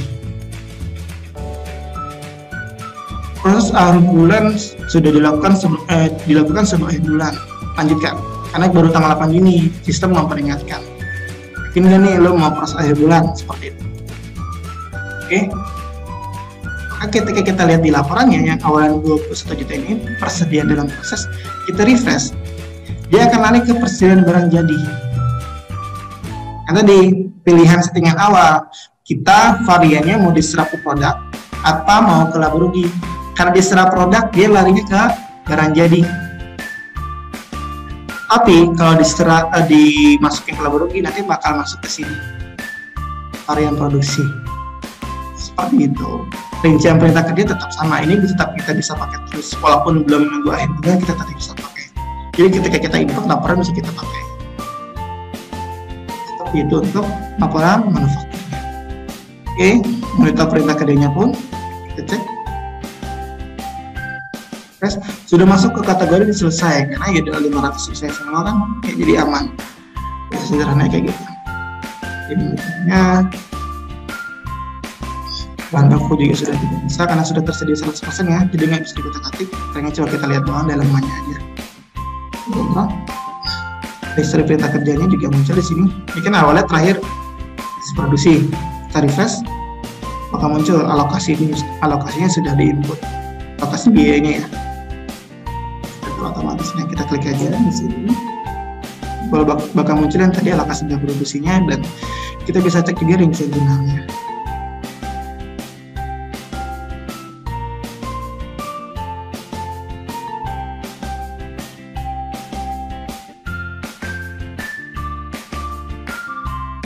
Oke, untuk produksi plastik sekian dari saya. Menurut saya ini cukup berguna untuk produksi plastik dan apalagi ada tambahan di mana dimudahkan kita mau pakai formula apa enggak untuk tahapan permasalahan produksi atau mungkin hanya sekedar catatan saja atau yang menyediakan, dan untuk variannya mau diserap ke produk atau mau dimasukin ke laba rugi untuk manajemen di laporan keuangan langsung. Jadi benar-benar murni manajemen mau tahu efisien atau tidaknya produksi dilihat angkanya langsung muncul di laporan keuangan. Kalau di sini kan harus kita munculin dulu sendiri nih. Laporan ini biasanya menjadi standar acuan dari laporan produksi ya. Dilihat yang dia departemen produksi kayak gimana, efisien kah, efektif atau tidak. Kalau misalkan ada selisih sama yang dibudgetkan, kenapa? Oh ini selisihnya karena harga, berarti bagian purchasing. Kenapa sih harganya jadi mahal? Kan kita budgetnya masih biasanya badan departemen purchasing ada ada informasi karena maksudnya kedikitan entah harga bahan baku lagi mahal, lagi sulit, atau mungkin selisihnya bukan di harga, lebih di kuantitinya seperti itu. Itu biasanya diproduksi, kenapa kok bisa beda? Oh ternyata pergi produksi ada barang jatuh ada barang rusak sehingga pemakaiannya jadi lebih banyak seperti itu. Ini ada di kelihatan di laporan perintah kerja. Ini biasanya yang paling sering dipakai ini dari segi biaya bulanan ya. Ini dari segi biaya produksinya kita budgetkan berapa berdasarkan produksinya, tapi ternyata realisasinya berapa. Ini bisa mempengaruhi kebijakan manajemen perusahaan secara keseluruhan. Mungkin karena kita terlalu banyak, atau mungkin kita investasi mesin produksinya nggak sesuai, nggak berbanding lurus sama kualitas produksi, jadi membebani biaya produksi saja. Itu mungkin ternyata pas produksi kemarin ada yang baru, ada mesin yang rusak, jadi harus kita repair, kita maintenance sehingga membuat biaya produksi kita membengkak. Pak, saya mau tanya, kalau untuk melihat laporan OGM di Accurate Online di bagian mana ya lihatnya? Itu sempat dijelaskan ya Pak? Cost of good manufacture ya Bu ya? Oke. Ya. Kalau untuk format akuntansinya Bu kan selama ini langsung jawab aja apa itu dulu, dipilih dulu pertanyaannya. Ya, udah bisa langsung dijawab saja Pak. Oh, langsung dijawab ya. Untuk laporan COGM itu sendiri Bu, untuk format akuntansi ya, karena kan setahu saya untuk akuntansi itu dia punya format sendiri untuk COGM-nya. Bahan bakunya berapa, pemakaiannya berapa, terus PDP-nya berapa, seperti itu. Dan untuk akun online dia untuk sementara belum, karena masih tahap development. Yang tadi saya bilang, untuk sementara ada 16 laporan dan pasti bakal dikembangkan seperti itu. Jadi saran saya Ibu, COGM ini kan butuh banget, jujur aja bisa juga pasti butuh untuk orang accounting gitu. Nanti dikasih tahu nih Bu ke panitia, mumpung panitianya langsung di depan saya Bu. Ini pasti dibutuhkan COGM untuk versi accountingnya. Tapi untuk sementara, kalau ditanya saya harus melihat dari mana Pak untuk COGM atau jenisnya. Untuk sementara dari rincian produksi yang tadi seperti itu. dari rincian perintah kerjanya. Ya, di laporan rincian perintah kerja gitu. Dari rincian perintah kerja ini cuma memang formatnya bukan format akuntansi, formatnya lebih format untuk memudahkan untuk analisa di produksinya, bukan format accounting seperti itu. Baik, itu dia tadi jawabannya ya Pak untuk Ibu Inggun. Nah, lanjut kita ada pertanyaan dari Bapak Stefanus. Jadi ada pertanyaan dari Bapak. Untuk pertanyaannya ada 3 pertanyaan nih Pak dari satu orang, yaitu Bapak Purnianto. Yang pertama yaitu untuk schedule produksi apakah bisa dilakukan berdasarkan shift? Terus pertanyaan selanjutnya Bu, ada 3 pertanyaan kan? Iya. Oh, mau langsung aja gitu ya? Oh Bu, tenang aja Bu. Oh ya udah. Oke. Untuk yang kedua itu untuk tahapan proses bisa dibagi sampai berapa tahap? Dan pertanyaan ketiga, apakah ada perbandingan realisasi hasil produksi dengan kapasitas produksi? Oke, sip, sudah saya catat. Pertanyaan pertama adalah dari Pak Purnianto, itu schedule produksi apakah bisa dilakukan berdasarkan shift? Nah, schedule produksi ini mungkin dari rencana produksi ya Pak. Nah, tadi kan mungkin yang saya tampilkan adalah rencana produksi di input hanya 1 kali saja. Itu sebenarnya kita bisa bikin berkali-kali Pak. Misalkan bikin dulu bulan Juni, kita bikin rencana produksi untuk shift pagi, kita simpan. Lalu kita bikin lagi Juni, rencana produksi untuk shift siang, kita simpan. Nanti tinggal kita main di notes aja. Ini untuk pagi, ini untuk siang, ini untuk sore, semacam itu. Jadi tinggal di bagian tampilannya bakal terpisah. Karena kita bikin 3 rencana produksi untuk masing-masing shift.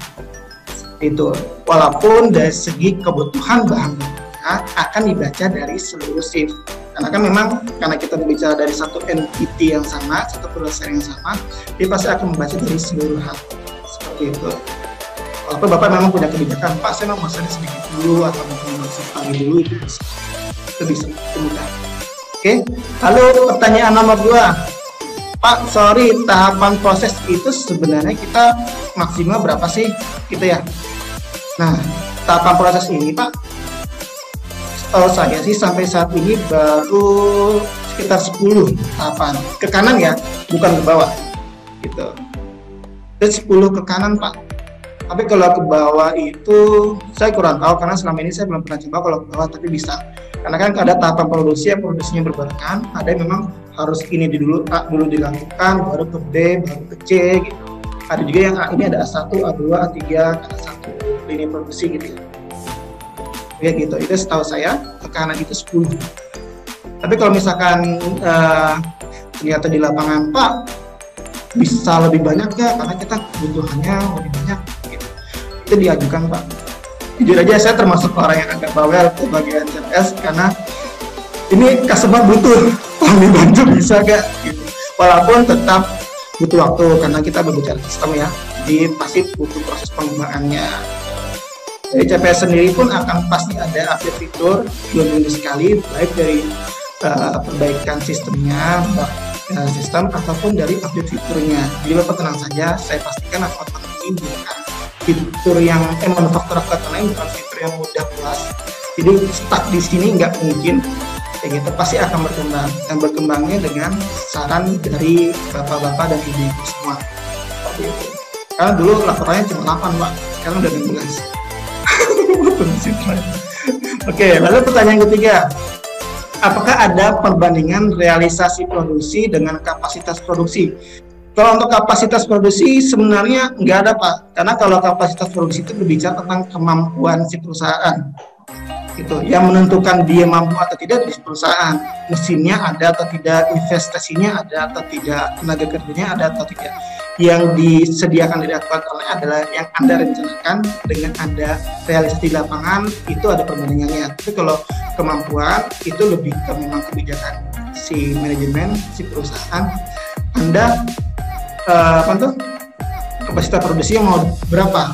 Karena ketika mau meningkat kapasitas produksi kan berbicara tentang investasi dari segi mesin produksi, dari segi tenaga kerja kita harus investasi lagi. Manajemen mau nggak melakukan investasi kembali seperti itu? Ini ada lagi dari Bapak Orlando. Bagaimana jika pengambilan dalam satu batch, bahan baku ada yang diambil semua dan ada yang diambil sebagian. Kemudian produksi jadinya dikerjakan per 20% dan dikirimkannya parsial. Itu gimana Pak? Itu alhamdulillah salah satu pertanyaan dulu ditanyakan sebelum tahap pengembangan fitur manufaktur akurat online. Dan alhamdulillah itu bisa dilakukan, cuma memang saya tidak praktekkan karena waktu kita sangat terbatas seperti itu. Itu bisa Pak, jadi kalau misalkan satu batch Bapak mau ambil full atau mau ambil sebagian, bisa hasil produksinya juga mau full atau sebagian bisa, dikirimnya full atau sebagian juga bisa. Itu masing-masing ada pertimbangannya dan itu sudah diakomodir dari fitur akurat online sendiri, khususnya fitur manufaktur akurat online. Cuma memang untuk webinar kali ini saya tidak berani bahas karena takutnya kepanjangan, karena kalau berbicara tentang kasus produksi itu kasusnya banyak Pak. Alhamdulillah saya biasanya produksi itu kalau training di lapangan ya itu minimal ngomongin produksi itu minimal 5 hari karena kasusnya banyak faktor yang mempengaruhi, dan itu karena terkoneksi ke laporan keuangan biasanya ya manajemen tuh pas sudah kelihatan angkanya tuh pusing tuh begitu. Itu diakomodir. Jadi panjang ya Pak kalau dijelasin. Panjang Bu, kecuali mau sampai malam itu santai. Takut belum kelar juga sampai malam. Iya, tapi itu bisa diakomodir sama kartu lain. Berarti bisa ya Pak? Iya betul bisa. Baik, lanjut dari Bapak Purnianto, ini pertanyaan yang keempat nih Pak. Kalau ada transisi produksi dan shift 1 ke shift 2, apakah bisa di-tracking? Apakah bisa di-tracking ya? Oh ya, di-tracking gini. Nah kebetulan Pak, kan untuk akses akurat online-nya ini sendiri kan sebenarnya ada aksesnya, ada otorisasinya gitu. Jadi tinggal main di situ aja Pak. Jadi dalam arti bisa diaksesnya jam berapa gitu kan, ada kalau ada segi sistem gitu ya. Atau mungkin karena setiap operator dari masing-masing sesi itu punya akses yang berbeda-beda. Jadi Bapak ngeceknya juga gampang. Misalkan untuk pagi aksesnya pakai akun yang pagi, siang punya akses untuk akun siang, sore punya akses untuk akun sore. Itu otomatis kita bisa lacak. Karena setiap penginputan yang tadi saya lakukan itu akan muncul nama saya. Karena saya yang menginput bakal muncul, dan itu histori penginputannya tidak akan bisa dihapus. Bahkan dari manajemen yang minta sendiri pun tidak akan dihapus. Karena itu adalah bentuk keamanan, security kita dari segi akurat, dari segi internal Bapak buat memastikan ini siapa yang input, kapan, apa yang diinput itu jelas historinya. Tinggal kita main di aksesnya, akunnya. Jadi yang pagi kita buat akun khusus operator pagi, siang kita bikin akun khusus operator siang, sore kita bikin akun khusus operator sore. Seperti itu. Baik, pertanyaan selanjutnya. Kak mau tanya, jika proses produksinya terbagi beberapa proses, apakah bisa? Misalnya seperti wedding, painting, sama assembling. Oke, apakah kalau misalkan proses produksinya dibagi beberapa proses bisa? Bisa. Makanya tadi pas di awal ada 2 opsi nih. Anda mau membuat masing-masing proses produksi itu formulanya. Jadi misalkan untuk bikin proses A, formulanya kita buat. Formula ke B, kita udah bikin formulanya, resepnya. Formula ke C, kita bikin formulanya. Nanti itu bisa kita kontrol per tahap, detail sama seperti tadi. Atau opsi kedua, ya tadi yang saya praktekkan adalah proses tahapan, di mana saya mau ngontrol ke pertahapan, ke proses produksi, tapi saya nggak punya detail Pak. Jadi saya hanya murni mau melihat saja sebagai catatan saja. Itu yang tadi saya praktekkan. Jadi di akurat online kita kasih 2 opsi.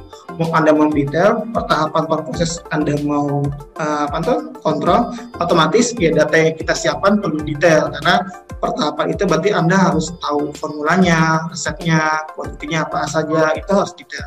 Atau kalau misalkan data kita tidak mencukupi, tidak sanggup seperti itu, ya kita mainnya di tahapan yang tadi saya praktekkan. Jadi murni hanya catatan saja. Jadi akurat online kasih 2 opsi nih, tinggal kita sebagai manajemen mau opsi yang mana sih gitu. Manajemen mampunya untuk opsi yang mana, yang pertama yang detail, berarti data awal yang detail, atau opsi kedua yang lebih sederhana. Tentu laporannya agak detail, nggak sedetail laporan pertama, seperti itu. Baik, lanjut ke pertanyaan selanjutnya. Itu ada dari Bapak yaitu bagaimana cara penentuan atau penggunaan kode dan nama barang dan jasa pada file tipe persediaan, bahan baku, atau diproduksi. Apabila kita memiliki item, bahan baku, dan item WIP, work in process. Thanks. Jelas nggak, Pak? Oke, jelas. Ini sepenangkap saya. Jadi gimana caranya kita mendefinisikan untuk masing-masing bahan baku, di bahan baku kah, diproduksi kah, atau hanya bahan baku saja, sejenisnya gitu ya. Nanti ketika teman-teman, hari ini mungkin saya sendiri. Nanti pada saat bikin bahan baku, itu bakal ada opsi. Dia masuknya ke jenis barangnya apa? Bahan baku kah, atau hasil barang jadinya, atau mungkin ternyata posisinya dua-duanya. Si barang A ini sebagai bahan baku, tapi si barang A ini juga sebagai barang setengah jadi. Jadi si barang A ini diproduksi jadilah barang A, barang A ditambah barang B jadilah barang jadi. Nah, barang A ini otomatis di bahan baku juga iya, jadi produksi juga iya. Maka dia ada pilihan, tinggal kita main centang-centang aja. Seperti itu. Nanti ketika bagian setting barang itu bakal muncul pilihannya seperti itu. Jadi bahan baku kah, hanya jadi barang jadi saja kah, atau dia ada di dua posisi itu sebagai bahan baku dan sebagai barang yang diproduksi. Nah itu barang setengah jadi. Baik, masih lanjut nih Pak, pertanyaannya masih Boleh, banyak nih. Nah. Oke, pertanyaan dari Bapak Orlando lagi, apakah histori perintah kerja ini bisa dicetak Pak? Apakah histori perintah kerja ini bisa dicetak ya? Kalau yang tampilan tadi belum bisa sih Pak, sementara yang tadi mungkin karena terlalu bagus kali ya tampilannya ya. Tampilannya sama Simon seperti itu atau berbeda Pak?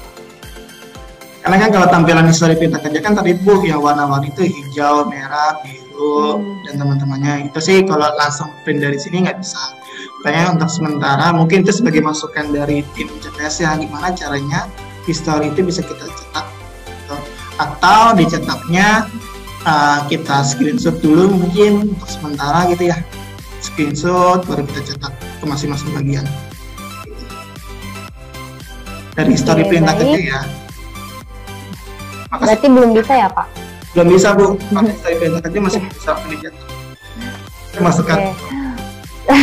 Ya, itu jadi masukan buat kita sih. Lanjut dari Bapak Kurnianto lagi, untuk gaji buruh apakah bisa dimasukkan juga ke dalam kostum produksi? Untuk gaji buruh bisa. Tinggal kita nanti menentukan seberapa untuk gaji buruh kan biasanya bayarnya harinya bisa gitu ya. Kita menentukan formulanya tuh. Gaji buruh saya bayar hari kerja sekian. Nah kalau dia satu hari kerja dia bisa memproduksi sekian.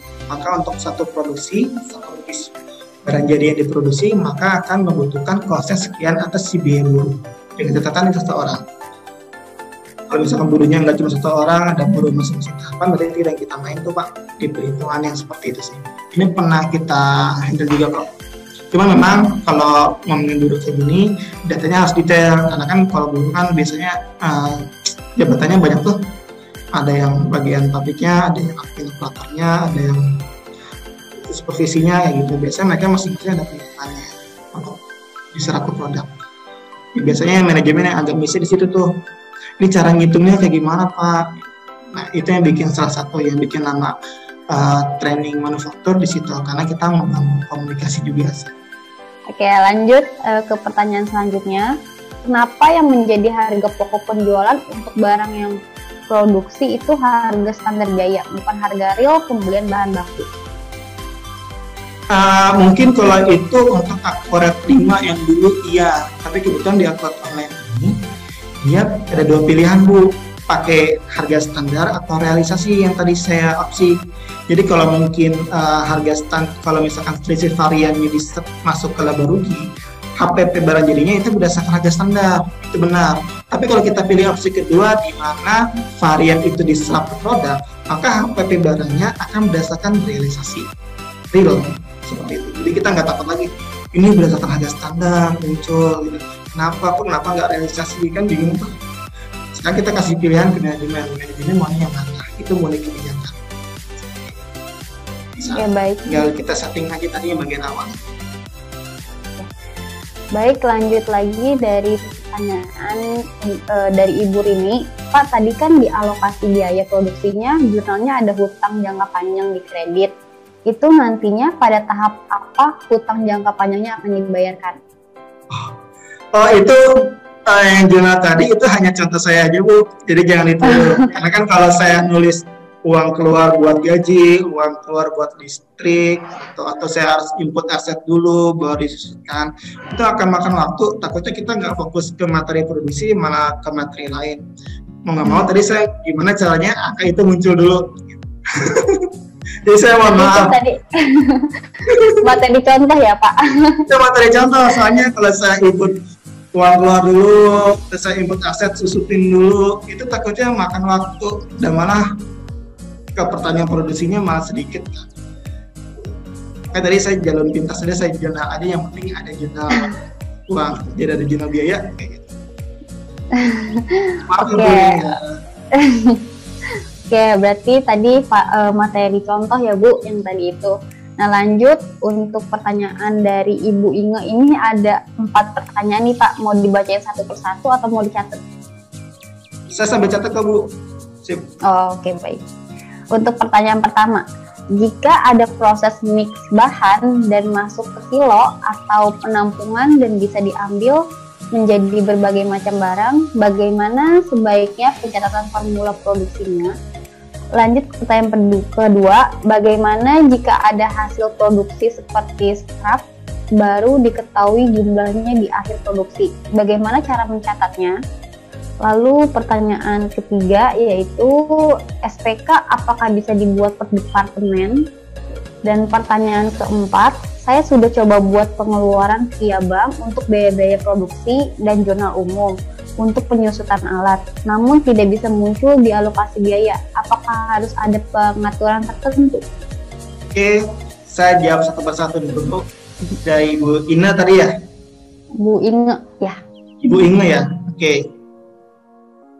Jika ada proses mix bahan dan masuk ke kilogram dan bisa diambil untuk berbagai macam barang, bagaimana mencatat formula produksinya? Nah, kalau ini sebenarnya, Bu, ini saya agak pertanyaan nomor 1 nih yang sesuai dengan yang saya tangkap ya. Jadi kalau misalkan bahan bakunya ada 3 jenis, ini yang saya tangkap untuk bikin satu produk. Jadi ternyata dia bisa pakai barang-barang yang lain selain dari SPK itu. Seperti itu mungkin ya, ini yang saya tangkap. Misalkan ada yang barang ketiga ini bisa diganti nih sama barang yang lain, barang substitusi lah. Di Aquart bisa disetting untuk barang substitusi sejenisnya. Atau kalau misalkan dari 3 bahan baku itu ternyata dikeluarin itu 4 jenis bahan baku, maka kan bahan baku keempat ini nggak bisa diinput. Kenapa? Karena pengambilan bahan baku ini hanya murni berdasarkan SPK saja. Seperti itu. Maka biasanya itu di SPK-nya diedit dulu, ditambahkan bahan bakunya biar bahan bakunya bisa diambil. Seperti itu. Walaupun nanti bakal muncul tuh. Karena kan biasa kalau bahan baku ditambahkan kan dia nggak masuk ke biaya standar gitu ya. Biar kita estimasikan. Biasanya yang kita estimasikan adalah bahan yang masuk ke formula. Bahan di luar formula biasanya perusahaan nggak estimasikan. Dan ternyata ada bahan baru yang di luar formula yang diambil. SPK-nya diedit, diinput, disimpan, baru kita bisa ngambil bahan baku berdasarkan SPK yang tadi. Karena bahan bakunya yang penyusun itu sudah kita tambahkan 1 bahan baku. Seperti itu. Kalau misalkan saya salah tanggap, nanti tolong dibantu ke Bu Ayu lagi, Bu. Seperti ya. Lalu bagaimana jika ada hasil produksi scrap baru diketahui di akhir produksi dan bagaimana mencatatnya, seperti itu ya. Dan biasanya sih untuk barang scrap ini emang rata-rata di produksi itu pasti ada barang scrap, Bu. Nah, biasanya kita kan kalau di pelatihan ini ya, untuk sementara hasil produksi hanya bisa diinput berdasarkan SPK-nya saja. Jadi kalau di SPK-nya itu finish good saja yang kita setting, scrap-nya kita nggak masukin, scrap yang bisa kita input di hasil produksi. Seperti itu. Nah, biasanya saran kita selama ini ke customer, Pak, kalau misalkan kayak gitu, Bapak input aja scrap-nya, misalkan hanya 0,sekian%, yang penting itu muncul dulu di SPK. Nanti pas lagi hasil produksi kan kita bisa milih tuh mau finish good-nya saja apa finish good dan scrap-nya, seperti ini. Penting dia muncul bisa kita input. Atau kalau misalkan ibu nggak mau dari formulanya, ya udah berarti ibu input biasa. Tapi nanti kalau misalnya ada scrap, SPK-nya harus diedit. Memang karena di sini kenapa kalau misalkan ada bahan baku di luar SPK tidak bisa diambil, memang ini salah satu request dari customer, Bu. Pak, kalau kita ada SPK, ada bahan baku di luar SPK bisa diambil lah, sistem gimana? Kok bisa diperbolehkan?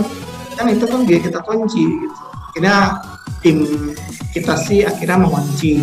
Jadi hanya untuk bahan baku yang dari SPK-nya saja. Tapi kalau ternyata pas prakteknya banyak perusahaan yang komplain atau yang, Pak ini jangan dikunci gitu, ini dikasih opsi aja boleh kunci atau tidak. Jadi kita kalau misalkan ambil bahan baku di luar SPK atau barang jadi di luar SPK itu diperbolehkan.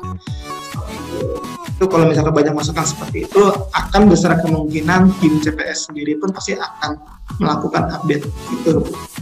Rata-rata sih begitu. Jadi semakin banyak saran yang sama atau sejenis, itu biasanya CPS akan memprioritaskan update fitur terbarunya. Itu pertanyaan nomor kedua ya. SPK apakah bisa dibuat per departemen? Itu bisa dengan catatan kita mengaktifkan fitur departemen, Bu. Itu add-on-nya berbeda dari manufaktur. Gitu. Kan ada add-on manufaktur, ada juga add-on departemen dan proyek, itu departemen juga ada. Itu bisa dengan catatan ya kita mengaktifkan add-on departemen.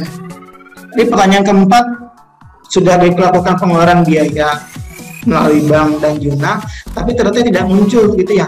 Itu biasanya di formulanya, Bu. Jadi pada saat di bagian formula itu kan ada kita setting tuh, Bu, formula produksi ya. Itu ada kita setting bahan bakunya apa saja, lalu juga kita setting biayanya apa saja, gitu. Jadi biaya yang berkaitan dengan itu barang jadi apa aja. Kalau itu tidak disetting, tidak disimpan, maka nggak bisa. Jadi habis formula kita setting nih bahan baku dan biaya kita masukkan dulunya. Kalau formula kita simpan, kita bikin rencana produksi dan SPK.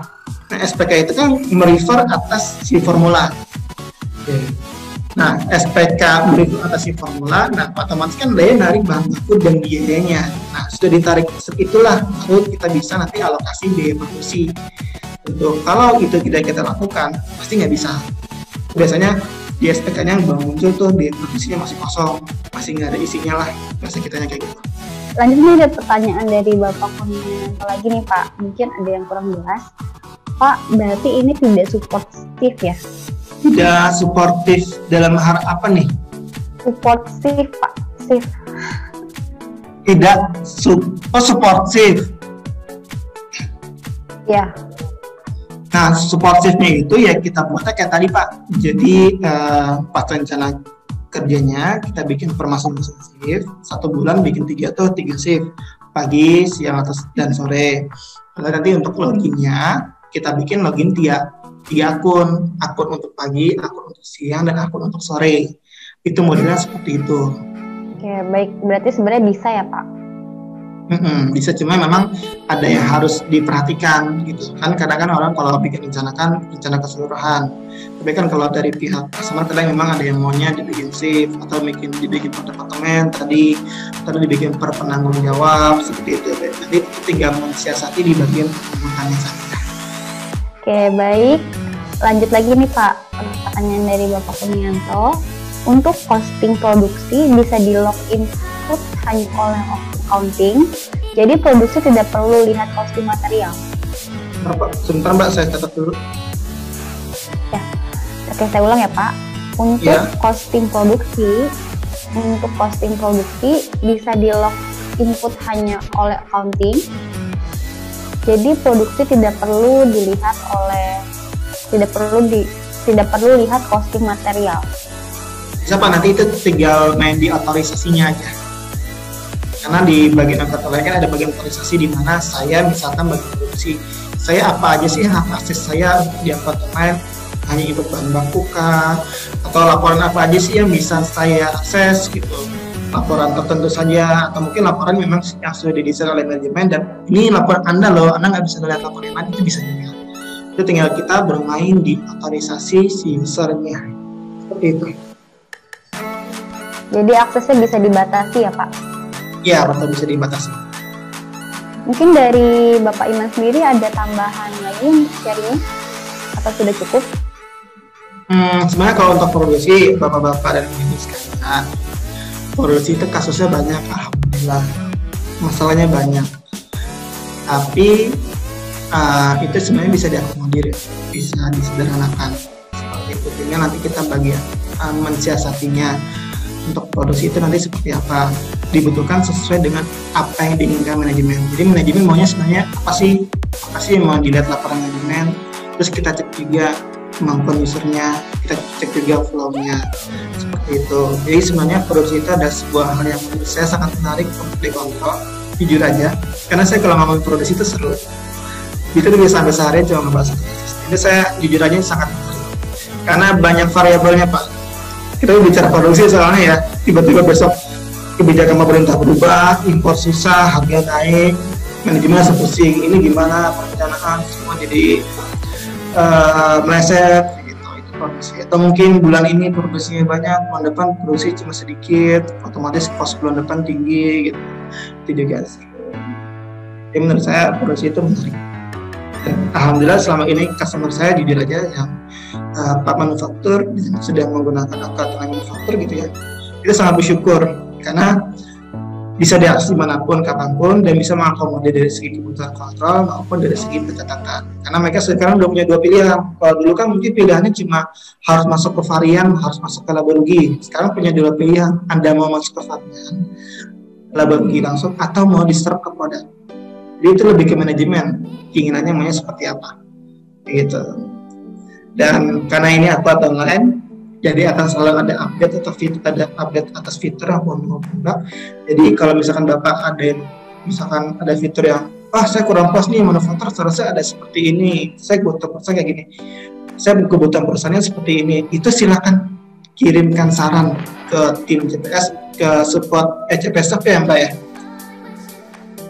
Biasanya sarannya ke email support CPS. Itu bisa ditanggung oleh CPS, dianalisa, bisa tahu lihat sistem, di develop, cuma memang butuh waktu. Karena akurat besar karena customer. Itu sih Mbak, itu kata-kata dari saya. Ya, Pak? Sudah cukup kok.